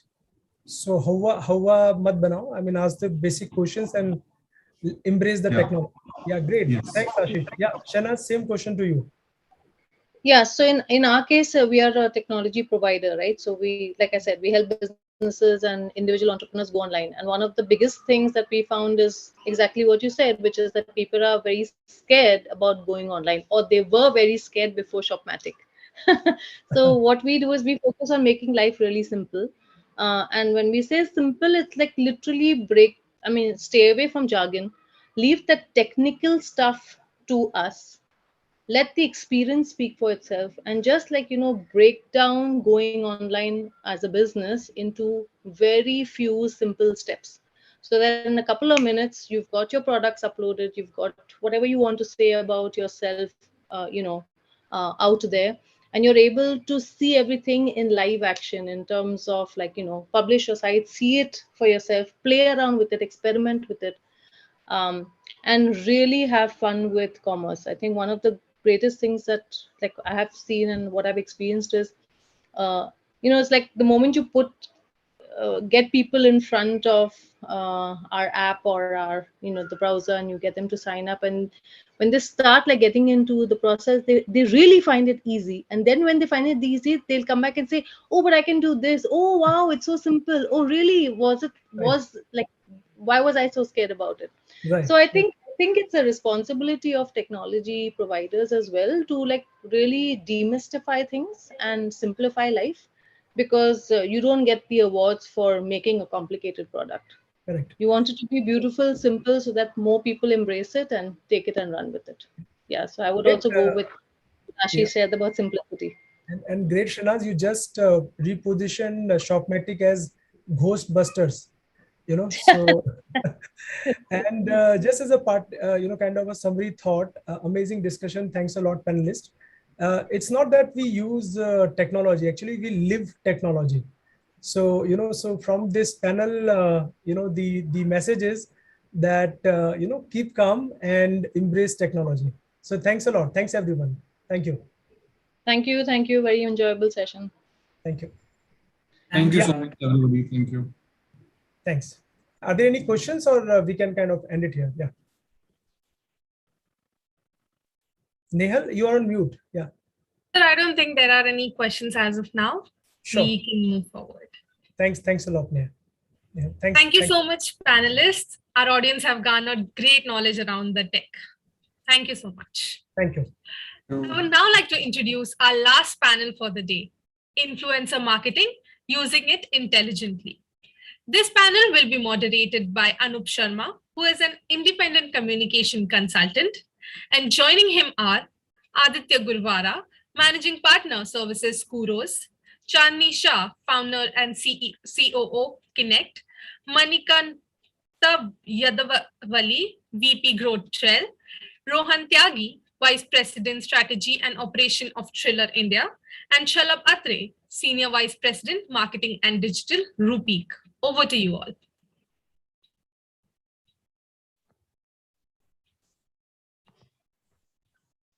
Thank you very much. It's indeed a pleasure. And I think the earlier panel, we saw the use of technology and the words being there. So this panel, I think, is going to be more with this interesting people from the video app to the influencer marketing, that we discuss on how the role of influencer marketing is there in the current world. If you see today, I mean, for people who would have picked up the India Today's high and mighty power list, the name Carrie Minati, I mean, actually imagine being featured in the top 50. So just imagine a YouTuber today being listed in the top 50 high and power mighty list. But it's not new. I mean, if we go back, Bhuvan Bam, another of the YouTubers, one of the biggest influencers, he was taken by Google and YouTube to cover World Economic Forum. Now, what does this say? It broadly says that it's an always on world where everybody is connected through technology, through their phones, where information is literally available through Google, or we just need to pick up a phone and say something. The Alexa will actually give the meaningful content. So for this, the biggest challenge today is that today, are we actually as brand marketers talking to our customers in the real manner? This is a time when we say that the social and mobile powered media is actually getting the brands now to say what people want to say, not what the brands are there. So the brand communications we are seeing is rapidly shifting from telling the people your story to empowering the customers to tell their stories. And to tell the stories from the customers, I think the influencers are the ones who are building this. So straight away, I will come to Shalabh. Shalabh, just one thing. In the context of marketing, brand building, where do you think influencer marketing stands currently? Shalabh? Hi, everybody. It's a pleasure to be on the panel. I think the beauty of influencer marketing is about getting influenced by advocates who are truly passionate about a subject, and what it does is that it's a real example of how power has shifted from large companies or small companies to consumers out there, right? And to people out there who are in the culture and who are almost, when it comes to real influencers, true third parties. So I think influencer marketing is authentic, right? Or at least supposed to be authentic. And that to me is the beauty of it, which is, I think in the olden times, it was companies trying to influence consumers, and it was like a broadcast.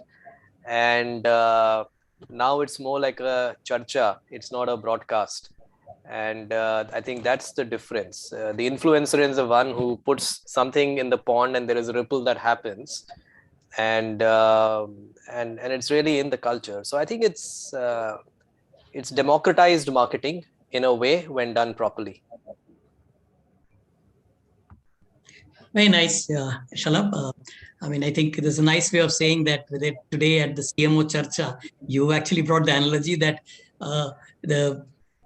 a message which goes how it actually creates a ripple effect. And I think one of the key things which we keep saying is what's trending now. I mean, what is there, what is being discussed today. So if it's about the CMO Charcha or the Aryan Khan, I mean, today, I think if you see the Twitter feeds, I mean, maximum of the tweets are with Aryan Khan's. So it's everything one message. And then immediately it says that, okay, what about the brands being influenced with that? So that's a very valid thing. Chandni, I will come to you. This is a follow-up to what Shalabh said.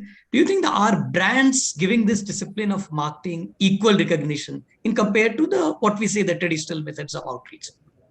Yes, I think now, actually, I run a digital marketing agency. So I do believe that, and I'm talking to a lot of CMOs also all the time. So I think there's been a huge shift in terms of what their traditional strategies used to be towards digital marketing. And in digital marketing, there's a huge emphasis on influencer marketing.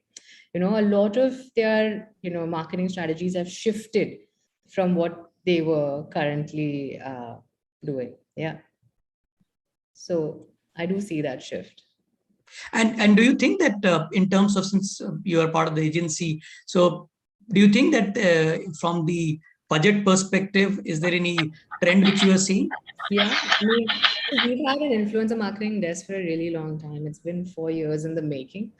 And I know initially how skeptical, brand managers used to be when it came to allocating budgets towards influencer marketing. But now I see it's all upwards of crores when it comes to, really building that noise on digital and especially investing in influencer marketing. So budgets have increased, I would say, like 4x of, what it used to be when we started our influencer marketing desk. So yeah, huge impact. And I think influencers have become so important to the brands now in terms of really kind of making that connection or that bridge between the brand and the final audience. It's really like they are the familiar face that audiences are connecting with, and whatever they are saying, they are being able to relate with the influencers, with their influencers' lives, and believing in the products and the brands that they're recommending. So they really are that bridge that's there on digital. Yeah. Well said, Chandni. And I think you spoke about the budgets that it's increasing. But one of the key things which we are also seeing is that the budgets are increasing, but particularly with some of the influencers, they are getting paid huge. And now there is a blurring line between the paid and the the paid promotion, or while ASCII at one level has tried to come out with a regulation, but if you see there is a blurring line, and it becomes very difficult for a normal consumer to know whether it is a paid promotion or it's a part of a tactical tie-up which was done. And the issue of credibility and trust comes, particularly from a brand perspective now, it falls within the line of credibility. And that's where the issue of actually that how the importance of influencers whom you are tying up is there. And one of the key thing, of course, is that identifying and working closely with real influencers and authentic voice is a challenge, because we see so many influencers actually having this number of followers, which, I mean, if you do certain search, then they're fake followers. So identifying and working closely with a real influencer and authentic voice is a challenge. And brands unknowingly associates to some influencers, which can be problematic. Rohan, I would come to you and ask, like, okay, how do you think that brands should deal with this challenge of identifying who the creators are there who could actually influence the brand? Thanks, Anup. Thanks for the question. So I'll touch upon the regulation part, which you mentioned first, in terms of the recent ASCII guidelines we have seen. So it's actually a dilemma right now. The entire point of influencer marketing, or the purpose how it started, is that brands want to keep it really organic, and it's a place where users are interacting with the influencers in a very intimate or organic way, and which makes it tough to obviously measure, weed out fake influencers, and that's why we need regulation. But yeah, I think let's be careful what we wish for, because if it gets over-regulated, it'll be back to the typical digital media, over-measured and over-regulated. So I think we'll have to balance it out in a way, because as brand, we also want influencer marketing to be at the crux of content and communication, right? We don't want it to be a pure and pure advertising communication. So I mean, it's tough, but yeah, it starts with defining your ROI. There are tools, measurement metrics available where you can measure and evaluate an influencer marketing plan to a certain extent. But yeah, beyond a point, obviously, since it's such organic native advertising, there's not absolute attribution to it. But yeah, I think that those are pros and cons of using influencer marketing as a challenge. Just because it's so organic, it's not absolutely measurable. But yeah, I think now the industry is evolving. It's not as nascent as it was. So you still see a lot of tools, but yeah, I think there's a long way to go, and yeah, we'll have much more templatized solutions to measure how the monies are being spent. That's a very valid. In fact, I mean, good you touched upon the ASCII, that it's still in a slightly nascent stage and one has to do. And you also spoke about measurement. So identifying and then measuring is important. So I'll come to Aditya. Aditya, at Chorus, like you all help a lot in the influencer search, etc. It's very important. So one of the key challenges for any marketer, any of the marketing CMOs or the brand managers are that typically, how do you find the right influencer or the right content creators who will imbibe with the brand values of your organizations, or the whole purpose for which the organization is there, or the whole purpose of the brand? How do you all actually tell your stakeholders that, okay, this could be the right influencers who actually imbibes the same brand purpose as the influencer? Aditya?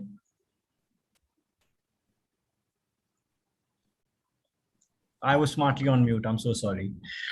See, search is, I think, one of the oldest things that has been part of the entire influencer marketing ecosystem, be it being done on Excel sheets or having large databases, which people have had.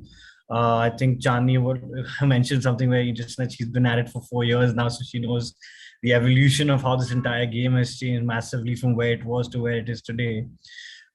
We at Chorus also have been functioning in this space for about 5 years now. And this first thing that we wanted to do was move out of the Excel format of working. Excel will always be important, or Google Sheets will always be important, nothing to take away from those softwares. But the biggest challenge we faced was the search is a key criteria, and every brand has its own understanding of what they want to do and what is their objective of using influencers. While today a lot of people talk about the big influencers being a lot of celebrities, the truth is that there are brands using local influencers in various small regions. There is a massive discussion on data fraud that we can always have whenever you have time. But coming back to the point of search, every parameter is different for every brand. A few key parameters on how we relate people is, of course, budget is one of the factors, because I might want to work with a top influencer like Avneet Kaur, but I might not have that budget to work with her. But at the same time, if, say, for example, if I'm a brand targeting women, I'll cut to 3 years ago when there were no data analytics available. You have a lot of brands, and brands today also, which I don't want to name, of course, on this panel, who are working with influencers who have over 90% male audience. Now, again, if they have a thought process as to why they're doing that is a different conversation. But if they do not have this information and then they're still doing that, that's a different conversation altogether. So we believe analytics plays a key role in understanding and picking the correct influencers. ROI is also a question, again, not in terms of, we can go into CPV and CPE later on. But today, ROI in terms of if I am spending X amount of money on a particular influencer, if not sale of product, am I at least getting that kind of views? Because imagine spending, say, 5 lakhs on a celebrity and getting 20,000 views. That hurts. And as an agency, sending that to the brand also hurts because in the report. So every factor, budget is a factor, the audience analytics of the influencer was matching that to the brand's analytics, location factor, demographic factors, each one of them play a key role. And then of course, understanding how much of an ROI can that influencer give depending on the ROI and KPI set for a particular campaign. I hope that answers your question. Yeah, that's quite a powerful. And of course, like you said, in terms of data, I mean, I think even in the earlier panel, we see that sometimes technology, while it helps, but it also throws up a lot of numbers, and then it just takes into the next level. So Manikanta, I will come to you on that part. One is that because we just heard that in terms of knowing the effectiveness there. So there is one thing that's a lot of influencers actually they sometimes feel a bit pushy that, I mean, you keep seeing content coming there. So how does marketers and agencies equip with the right tools to just take forward what you said, that about how do you actually measure the engagement rates, the tracking the progress, or even the ROIs in a real way which matches with your requirement? Because unlike in the good old days of traditional advertising where you had a media plan and you took out the ads either on the television or the print or the outdoor, which was almost standard. Here, each and every creator or influencer tries to build in the story on their line. So the question is that how do marketers and agencies equip with the right tools to measure the engagement rates and ROI in this? Manikanta? Thank you. See, it should be much fairly easier, according to me. See, it's just that right expectations and you know a little deeper about how you have to treat influencer marketing as a piece is as simple as that, right? So, for example, let's say if you wanted to measure an ROI for a specific influencer campaign, if you're measuring the ROI for that from your performance campaigns or your organic metric, that will never be the case, right? So all you have to do is basically take influencer marketing as a piece where you're basically getting your brand visibility and take your brand visibility into consideration. See, most of all the platforms which we are doing our influencer marketings right now, maybe any of the platform have their own internal analytic metrics, and at the same time the brand gives you a brand lift study. Okay, so it gives you what is that brand lift that has happened because of your influencer campaign, and you can also check that by doing a small A/B test with a certain number of people showcasing your brand ad and a certain number of people not showcasing your brand ad, and see what exactly is the conversion percentage that is happening. And at the same time, there are two different aspects, right? So when you're doing a branding campaign, it also has to go hand in hand with your performance campaigns. So when you're doing a branding campaign, it's always your multiple touch points for the brand, where you establish multiple touch points, make your brand recall value higher in the perspective of customer, right? That actually gives you good boost for your branding campaign or influencer campaigns. That's how it is. And it also boils down to choosing the right influencer and choosing the influencer who is actually an SME, who is basically a subject matter expert in that particular domain or a particular field, and at the same time creating that unique content, because you get very less number of eyeballs in terms of the amount of content that is bombarded right now, right? So at a specific point of time when you're choosing an influencer, from that stage to executing a campaign, it all involves really say utmost care, where you choose the right influencer by doing your research in terms of whether the influencer is having that particular expertise to do it or not, whether the screen presence is proper, the kind of content it is created, the kind of say content or the storyboard that has to be narrated. And at the same time, when you're pushing the campaign, it should be very clear what kind of metric to be tracked, what is the brand lift study that has happened, and do a small A/B test in terms of seeing your numbers, where you showcase your brand ads to a certain group of audience, remove them from your other set of audience, and don't showcase the brand ad to them, and then retarget them and try to see if at all if they are giving you at a lesser cost, or your recall value is increasing. And based on that, I think you'll be able to definitely come to an ROI saying that okay, it has actually worked or has not worked, or the campaign. And when you come to a content, right, when it's for the influencer, your content which you have actually taken live, saying that which has been promoted, the engagement rates on that particular content helps you understand whether the user is engaging with you. If let's say if it is a video of a 30-second, what is the percentage of video that the user has watched? Is it only a 3-seconder or a 15-seconder, or he has watched 30-seconder? As after watching, has he clicked on it, and stuff like that? Taking this metric into consideration, you'll be able to definitely come to a conclusion where whether it is actually giving you a positive impact. Doing influencer marketing is giving you a positive impact in terms of performance as well as in terms of branding, or say if the brand lift is happening or not. It should be fairly simple. Oh, that's interesting perspective, because that there are tools like which you said that one can measure. It's just that from a user perspective. Yeah.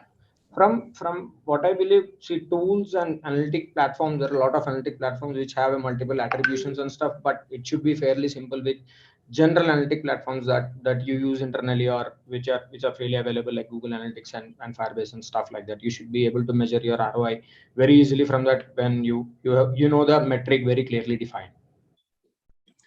That's that. So you mentioned about the videos, I mean, particularly like whether people are seeing. So I'll actually come to what we say that, and if we see whether it be the reels or the new in the post TikTok era, how would you see that the rise of the stackable content has really increased? So Rohan, I would like you to elaborate that how are you all seeing in terms of the video consumption currently in the India, and if you can be slightly detailed about the market, maybe we take the tier 2 markets or the tier 3 market, where are you seeing it going, the video part?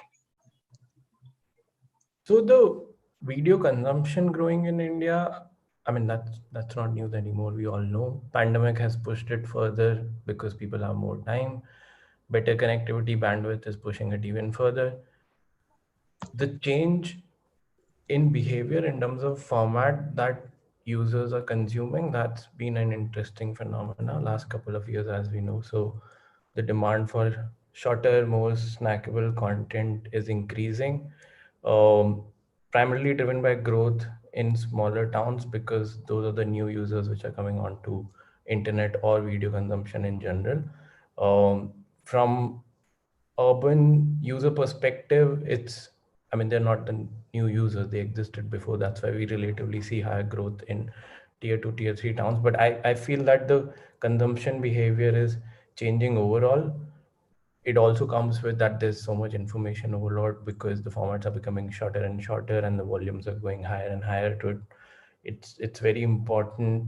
It becomes important for brands to how to clear that clutter. But yeah, I think it's just a consumer or cultural insight that we have in multiple regions, including India, that's the way consumers want to consume videos. They want an endless recommended stream of videos, which is shorter in format, which has a high nature of discovery rather than intent. I mean, that's the shift we are seeing. There was a lot of intent-based viewing earlier, where users, they knew what they want to watch, and that was driven by search or them following certain creators whom they know that that's the kind of content they want to watch. And that's shifting to more discovery, where people want higher recommendations to them. They don't have a specific intent in terms of what they want to search, what they want to watch, or they don't have a specific intent in terms of they only want to follow these specific accounts and they want to consume content only from feed of those specific accounts. So I think these are some major changes which are happening, and that's why we see a exponential growth in short form video or social video as an industry overall. Interesting. So while you said that video is no more new, but typically in the internet space for in India, we call like the pre-Geo and the post-Geo era. And again, I think now we are again at the cusp of an exciting moment with the new Google launching, working closely with Geo for the entry-level smartphones. Right. And I think that is something which is going to be really different, because if the pricing wise, if they put it at, I mean, 3K or 4K and almost like a free bandwidth, now it is going to be an exciting moment. And Shalabh, I would like to come to you that how are you seeing this fundamental shift in behavior in the last? I mean, I think we heard that in the pandemic it changed it. I mean, pandemic was one pivot, but now with the acceptance of video or the smartphone at the bottom level, literally, I mean, in India, we call the bottom of the pyramid. So how do you think that now from the brand perspective, how will you be able to reach out to this? And what is it going to be too scattered, or is it going to be more focused? And if that's the case, what is the approach which you all feel as marketers we should be taking? Yeah, I think it's a great question, Anup. I think the most important thing for any brand is to own the share of mind, right? And owning that share of mind has two parts to it. One is to make sure that people remember you, and second is to make sure that people remember you for the right things that you want to be remembered for. Now, the reality is that owning the share of mind has become incredibly challenging over the last couple of years, because there is so much that is getting absorbed in the mind. And I'm sure there are great stats available in terms of how much of audio visual stimulus is available to the human mind in India today, pre-Geo, post-Geo, and post-Geo plus Google. And therefore, I think it's a creative challenge, right? It's a creative challenge, which is that how am I going to come up with an idea that is going to own that share of mind? And it is not only about owning that share of mind for the category in which I'm operating. Because if I'm operating, for example, in the space of credit, it's not that I am trying to own the share of mind versus another brand that is operating in the share of credit. Somebody might be seeing an ad of Cadbury next to it, and Cadbury is doing incredible ads. And how am I going to stand out? So I think that, it's become super important in my mind that the bar on creative gets raised dramatically, because the amount of money that one is going to be spending to do creative work and to put it out there for consumers, if it's not going to stand out, it's going to be quite challenging to get the ROI behind that. And therefore, I think that is, and great creative work, whether we like it or not, people still love to watch movies. Why do they like to watch movies? They love it because movies are great entertainment. And while technology is there, no doubt about it, but I think what technology is forcing us to do as marketers and creative agencies is to really think about raising the bar on creative even more so, because there is so much for the consumer to choose from. Well said. And I think one of the big challenge which I think the marketers are feeling is that unlike the days of when you used to work with a brand ambassador, or I mean, if the pre-days of what we say, there was a model of this organization, of this brand, and then it became brand ambassador, to now when we say creators, and particularly with those who become influencers. So here one of the biggest challenge is that one flows with, I mean, you can't dictate, or you can't be telling the creators about how they should be doing their stories. So Chandni, I would like to take your views that how do you all feel that working with different brands and the different influencers, how do you all integrate the brand message without interfering in the creative side of the influencer stories, I mean, the way they create, but still building in the narrative of or the messaging of the brands? Chandni, if you can elaborate on that. Absolutely. I think it's really important for the content that the creators are putting out to look genuine, because if it doesn't look genuine, then and it looks branded, then the audiences don't connect really well with the influencer. So as an agency, we have a process where we kind of put down the brand guidelines as to what the campaign is about, what is the messaging that we really want to put out there, and what are the like, please mention some of the brand reasons or whatever RTBs when you're communicating, and then we kind of roll that out to the influencers. We give them the creative liberty to kind of work with it. We also jointly work on maybe scripts as to how what are the important things they need to mention. But at the end of it, it's dependent on the creative influencer to deliver it in the most genuine way possible without it looking very scripted, because that also doesn't work, for the brand. And honestly, it's typically the influencers who send it to us before it goes live. So there are checks and balances which the clients also put in place, whether they've covered everything the brand needs to say and it's looking like a good piece of content, then only it kind of goes live. So it's a collaborative process between the agency, the influencer, as well as the client, to ensure that the right kind of messaging is put out, it's looking genuine, and it's connecting with the audience. All these three things are really important. And how much do you think that all the influencers are open for getting the very open message across?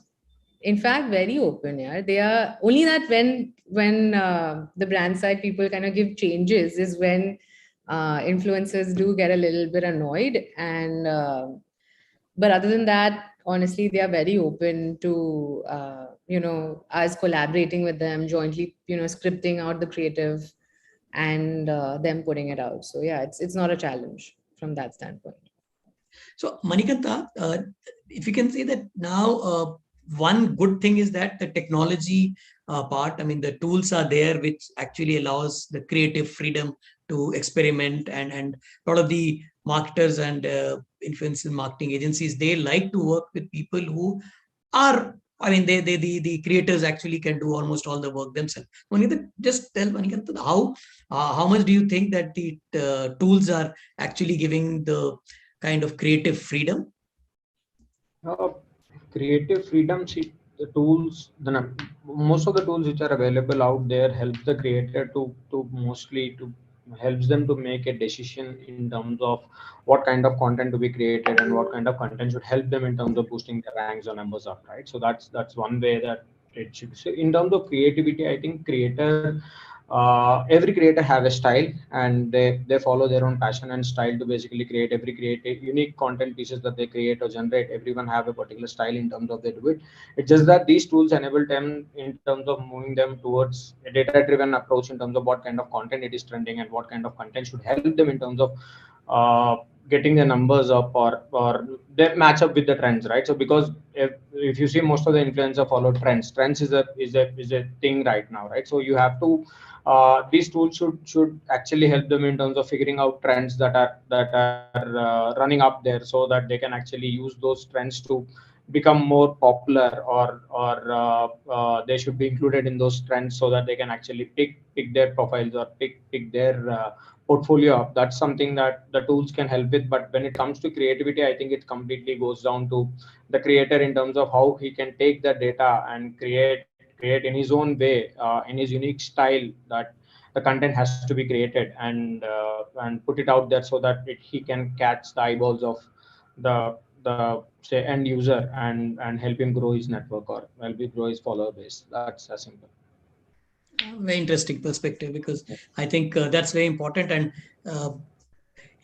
coming from the other side of how we have seen even the news channels now, from OB van to backpack news to now all the user generated content. So today we have the story creators and the news service providers actually going to the deepest of this earlier media dark areas. And with this technology, they can actually not only upload, but actually do the editing and tell their kind of stories then and there. So that's very important. One of the last thing which, I mean, of course, this is a discussion like which they said the Charcha will keep going on. But one of the things which I would just want to touch upon is that some of the influencers keep posting a lot of promotional content, and the frequency is something which becomes too high. They feel that like earlier, if we used to say that every Friday a new Bollywood star is born, or a new Bollywood star is dead. Now, with every reel, you have a new creator who has a chance of becoming an influencer, and they with that they know that the lifespan for a creator they feel is very low. So make the most. Jab tak chal sake chala lo. And some influencers now, they keep posting a lot of the content. So Rohan, if you can just tell that, how do you say that, okay, working with the real influencers or real creators who are not bombarding, or even if they are bombarding, it actually works around. So how does one stay clear of such influencers? Yeah, I mean, there's no right and wrong answer. Like on the influencer side, I mean, it's their content strategy, what they want to follow, and how they want to set up their content streams or feed across platforms. It's yeah, I mean, of course, posting too much promotional content can be a problem, but I think more than that, the relevancy of the promotional content that they're doing to their set of audience is a bigger challenge. Like when you see a highly irrelevant promotion from an influencer, which as a follower you don't expect, you get turned off, and then you don't want to follow that influencer anymore. Relevancy and believability also is a problem when, as Chandni was mentioning, if as per the brief, the influencer gets too carried away and in the communication the believability is low. So that's another challenge. And yeah, I mean, it depends how creative they are in terms of making sure that there's the right kind of balance in their feeds of content, and yeah, the promoted post, and it stays relevant and its audience can believe in whatever they're trying to preach or whatever the brand message they're trying to convey.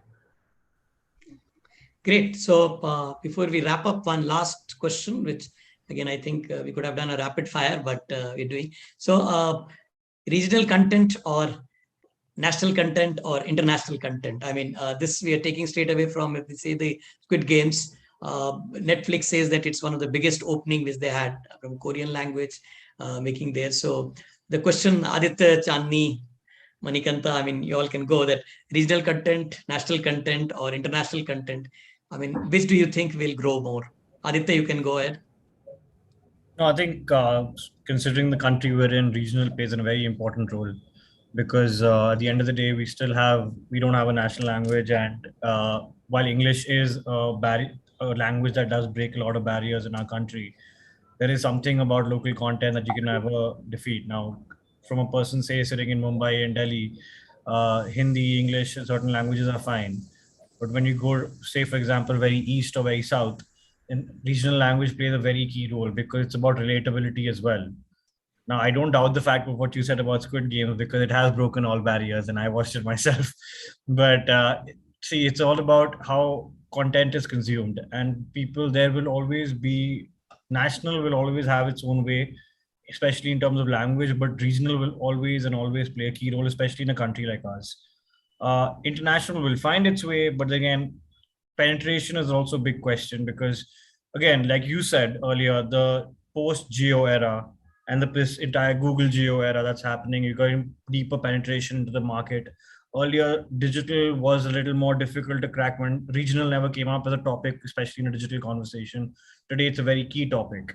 You have creators who are killing it with content from in Bengali or in Tamil or in Kannada, and it's that hyper local relationship that they're able to build with that audience.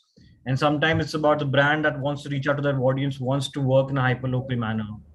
So yeah, I think you can't dismiss any of the three. All of them play their own role, and all of them will be important. Like I don't want to speak on behalf of, say, Rohan on this spot. I'll just take a guess here, Rohan. But like even a platform like Triller again, short format. If when approaching India, they have to keep an eye on the local side of things. TikTok came and went, but TikTok also had a very keen eye on the local side. And when I say local, I mean regional content as well, because sometimes people want to consume what they want to consume in their own homely manner, and I don't think that'll ever change. No, that's a valid. In fact, I mean, considering TikTok, which you said, I mean, yeah, TikTok, they thrived on the regional and the local penetration, so it was there. Chandni, what's your take?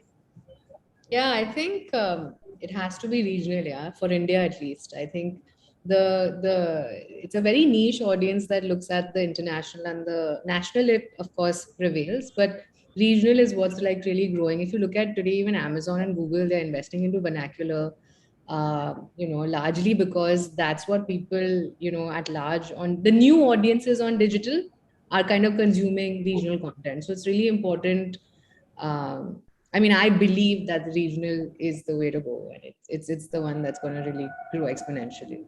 Yeah. Great. So for the rest of you, Manikanta, Rohan, Shalabh, I'll slightly change.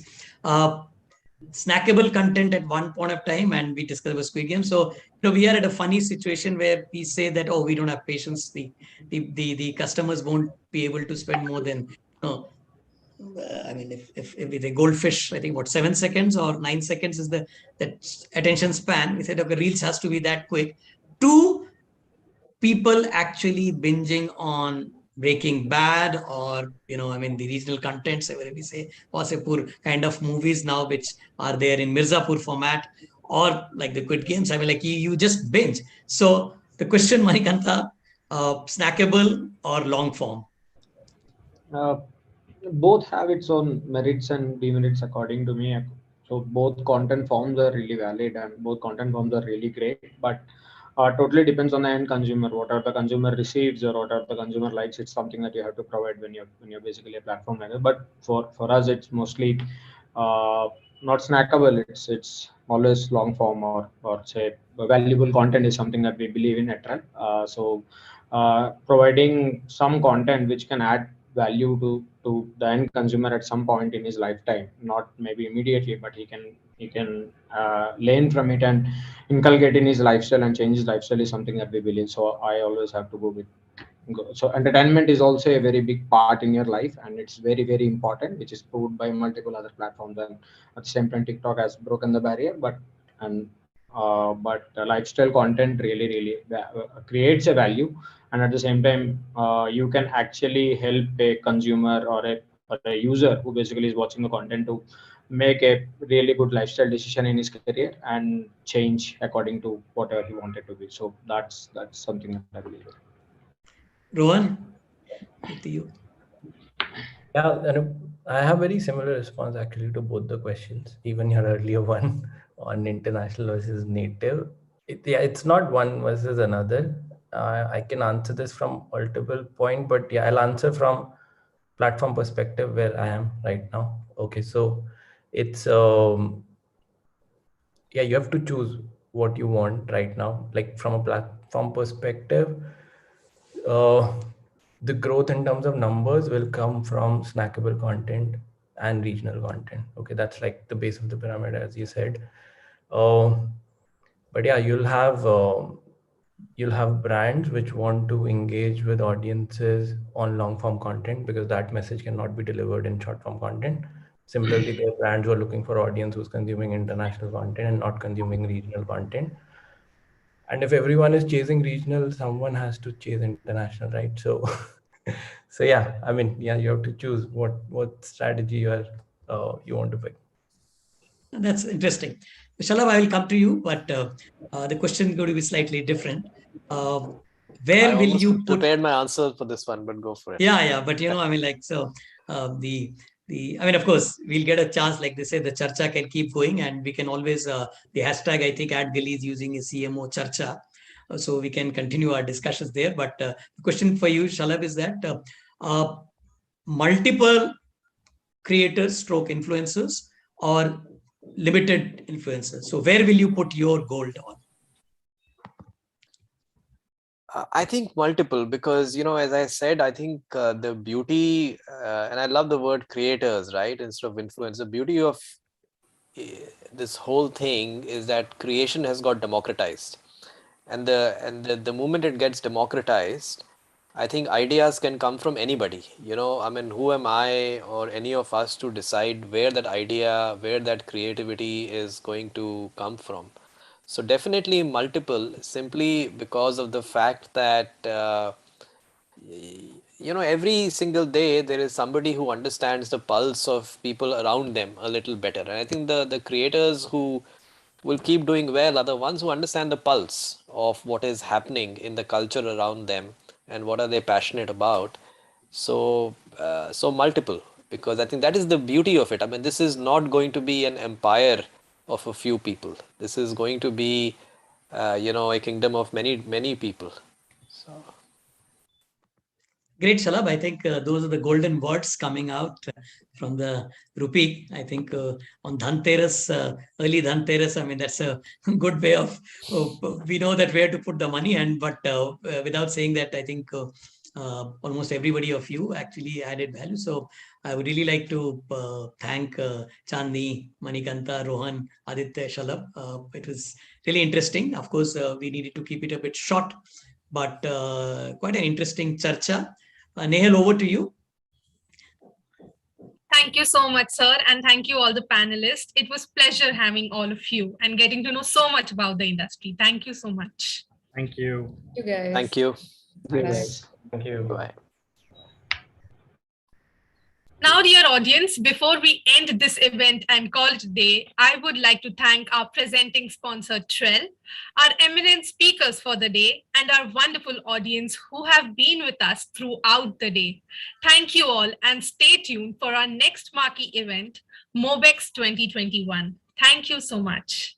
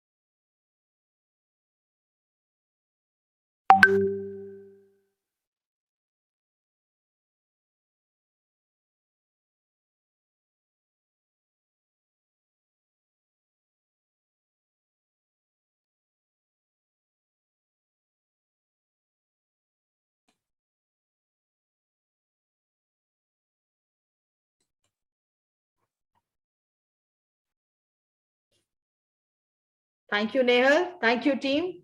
That was a great show. That was